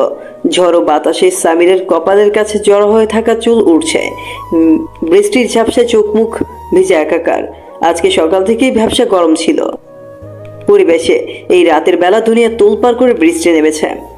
ট্যাক্সিওয়ালা বললেন, জানালাটা লাগিয়ে দিলে ভালো হয় ভাই, ভিজে যাচ্ছেন তো। সামির কপট রাগ দিয়ে বলল, ভিজলে আমি ভিজবো, আপনার কোনো সমস্যা আছে? না ভাই।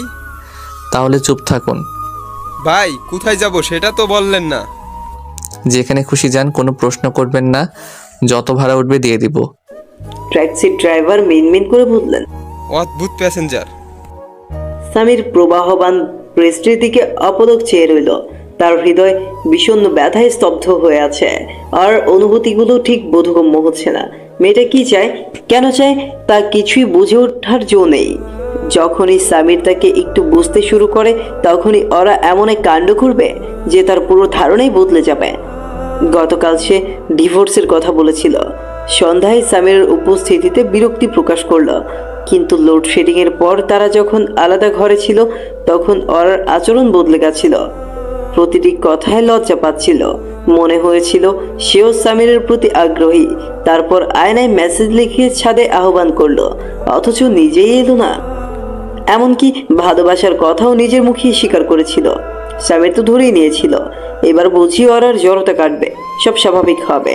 সে তো এই ভেবেই ওর কাছে গিয়েছিল, কিন্তু হঠাৎ তার এমন আক্রমণে সামির বাকরুদ্ধ। অকারণে কিংবা ভুল করে নিশ্চয়ই কেউ এইভাবে কাউকে আঘাত করতে পারে না। ওরা কি তাহলে তখনও বিভ্রান্ত ছিল? সামির কি বেশি তাড়াহুড়া করে ফেলেছে? কিন্তু ওরা যদি বিভ্রান্তই হবে, তাহলে বললো কেন ভালোবাসার কথা? সামির কি ওর হাতের খেলনা যে যেভাবে চাইবে সেভাবে নিয়ন্ত্রণ করবে? মানুষের সহ্যেরও তো একটা সীমা থাকে। ওরাকে বোঝার চেষ্টা করতে গিয়ে সামির ক্লান্ত। রাতটা জেগে থেকেই পার করে দিল ওরা। তীব্র অনুশোচনায় দগ্ধ তার হৃদয়। এই ঝড় বৃষ্টির রাতে মানুষটা বেরিয়েছে, যদি কোনো বিপদ হয়। আশঙ্কার দুশ্চিন্তায় তার ঘুম এলো না। ভোরের দিকে হালকা তন্দ্রার মতো লেগেছিল। তখন ওরা দেখলো সামির ফিরে এসেছে। ওরা তাকে জড়িয়ে ধরে বলল, আই এম সরি, আমাকে মাফ করে দিন। সামির হাসি মুখে বলল, মাফ না করলে তো ফিরে আসতাম না। ওরা লাজুক মুখে বলল, আমি আসলে আপনাকে অনেক ভালোবাসি, কিন্তু কখনো বুঝতে পারিনি। আমি জানি। সত্যি আপনি জানেন?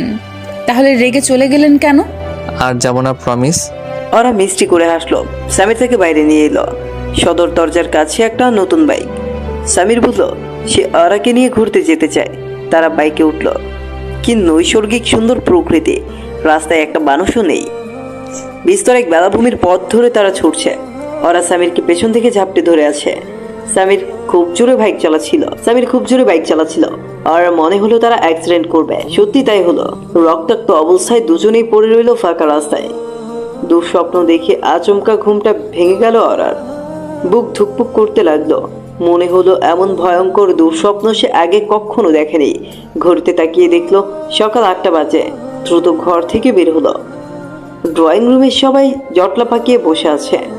ওরা কারো মাঝেই সামিরকে খুঁজে পেল না। অর্থাৎ এখনো সামির ফেরেনি। নীলিমা বললেন, সামির নাকি খুলনায় তার কোন বন্ধুর বাড়িতে যাচ্ছে। বন্ধু নাকি হাসপাতালে ভর্তি, অবস্থা গুরুতর। সামির সেখানে 7 দিন থাকবে। তবে নীলিমা বেশ ভালো করেই জানেন পুরো ব্যাপারটাই একটা বাহানা। খুলনাতে সামিরের কোনো বন্ধু থাকার কথা নয়। সে বাড়ি থেকে কিছুদিন দূরে থাকবে, এটাই আসল ব্যাপার। নীলিমা হালকা লজ্জিত বোধ করছেন। আজ রাতে সামিরের ওরাদের সাথে চট্টগ্রাম যাওয়ার কথা ছিল। সে পরিকল্পনা স্থগিত। ওরাকে একাই যেতে হবে। তার ইচ্ছে পূরণ হয়েছে, কিন্তু ওরা এটা এভাবে চায়নি। সামিয়া হঠাৎ ওরার উদ্দেশ্যে বলল, তোমাদের কি নিয়ে ঝগড়া হয়েছিল ভাবি? সামিয়ার প্রশ্নে সবাই ওরার দিকে ঘুরে তাকালো। রাতে ওরা নীলিমাকে ঝগড়ার কথা বলার সময় সামিয়াও শুনেছিল। ওরা প্রশ্ন শুনে থতমত খেয়ে গেল। এত মানুষের সামনে কিভাবে বলবে যে কি হয়েছে? এভাবে সামিরা কথাটা শুনে ওরার দিকে গরম দৃষ্টিতে তাকালো। নীলিমা মেয়েকে শাসনের সুরে বললেন, কিসের ঝগড়া? বেশি বুঝিস তুই, যা ঘরে যা। নীলিমা চাইছেন না ওরার মা বাবা ঝগড়ার ব্যাপারটা বুঝে ফেলুক। তাহলে তারা সহজে অনুমান করে ফেলবে যে সামিরের হঠাৎ চলে যাওয়াটা অনাকাঙ্ক্ষিত নয়, বরং ইচ্ছাকৃত। কিন্তু সাবিরার সন্দেহ কমল না। তিনি ওরাকে ইশারায় ঘরে ডাকলেন। ওরা মাথা নিচু করে মায়ের পিছু নিল। ঘরে এসে দরজা আটকে প্রশ্ন করলেন সাবিরা, কি হয়েছে? সব সত্যি সত্যি বল, একদম কিচ্ছু বাদ দিবি না। ওরা ভয়ে ভয়ে পুরো কাহিনী বলল। সাবিরা দ্বিতীয় চর মারলেন মেয়ের গালে। ওরা ব্যাকুল হয়ে অনুরোধ করলো, ওনাকে ফিরে আসতে বলো না মা, আমার ফোনটাও ধরছে না। কোন মুখে ফিরে আসতে বলবো? তুই যে অন্যায় করেছিস সেটা ক্ষমার অযোগ্য। স্বামীর গায়ে হাত তোলা মানে বুঝিস? তোকে যদি কেউ বিনা দোষে চর মারে তুই সহ্য করবি? আমার ভুল হয়ে গেছে মা, আমি তো নিজের ভুল স্বীকার করেছি। ভুল না, এটা অপরাধ। আমি তো ক্ষমা চাইছি অপরাধের জন্য। চাইতে থাক, যখন রাগ পড়বে তখন ও এমনি ফিরে আসবে। এছাড়া আমার কিছু বলা নেই। রাতে ওরার বাবা মার রূপা চট্টগ্রাম ফিরে যাবেন। ওরার যাওয়ার কথা থাকলেও সে যেতে চাইল না। নীলিমাই জোর করে ওরাকে পাঠাতে চাইলেন। নিজের ছেলেকে তিনি হারে হারে চেনেন। এত সহজে সে বাড়ি ফিরবে না। শুধু শুধুই মেয়েটা অপেক্ষা করে কষ্ট পাবে। তার চেয়ে বাপের বাড়ি থেকে ঘুরে আসুক, মন ভালো হবে।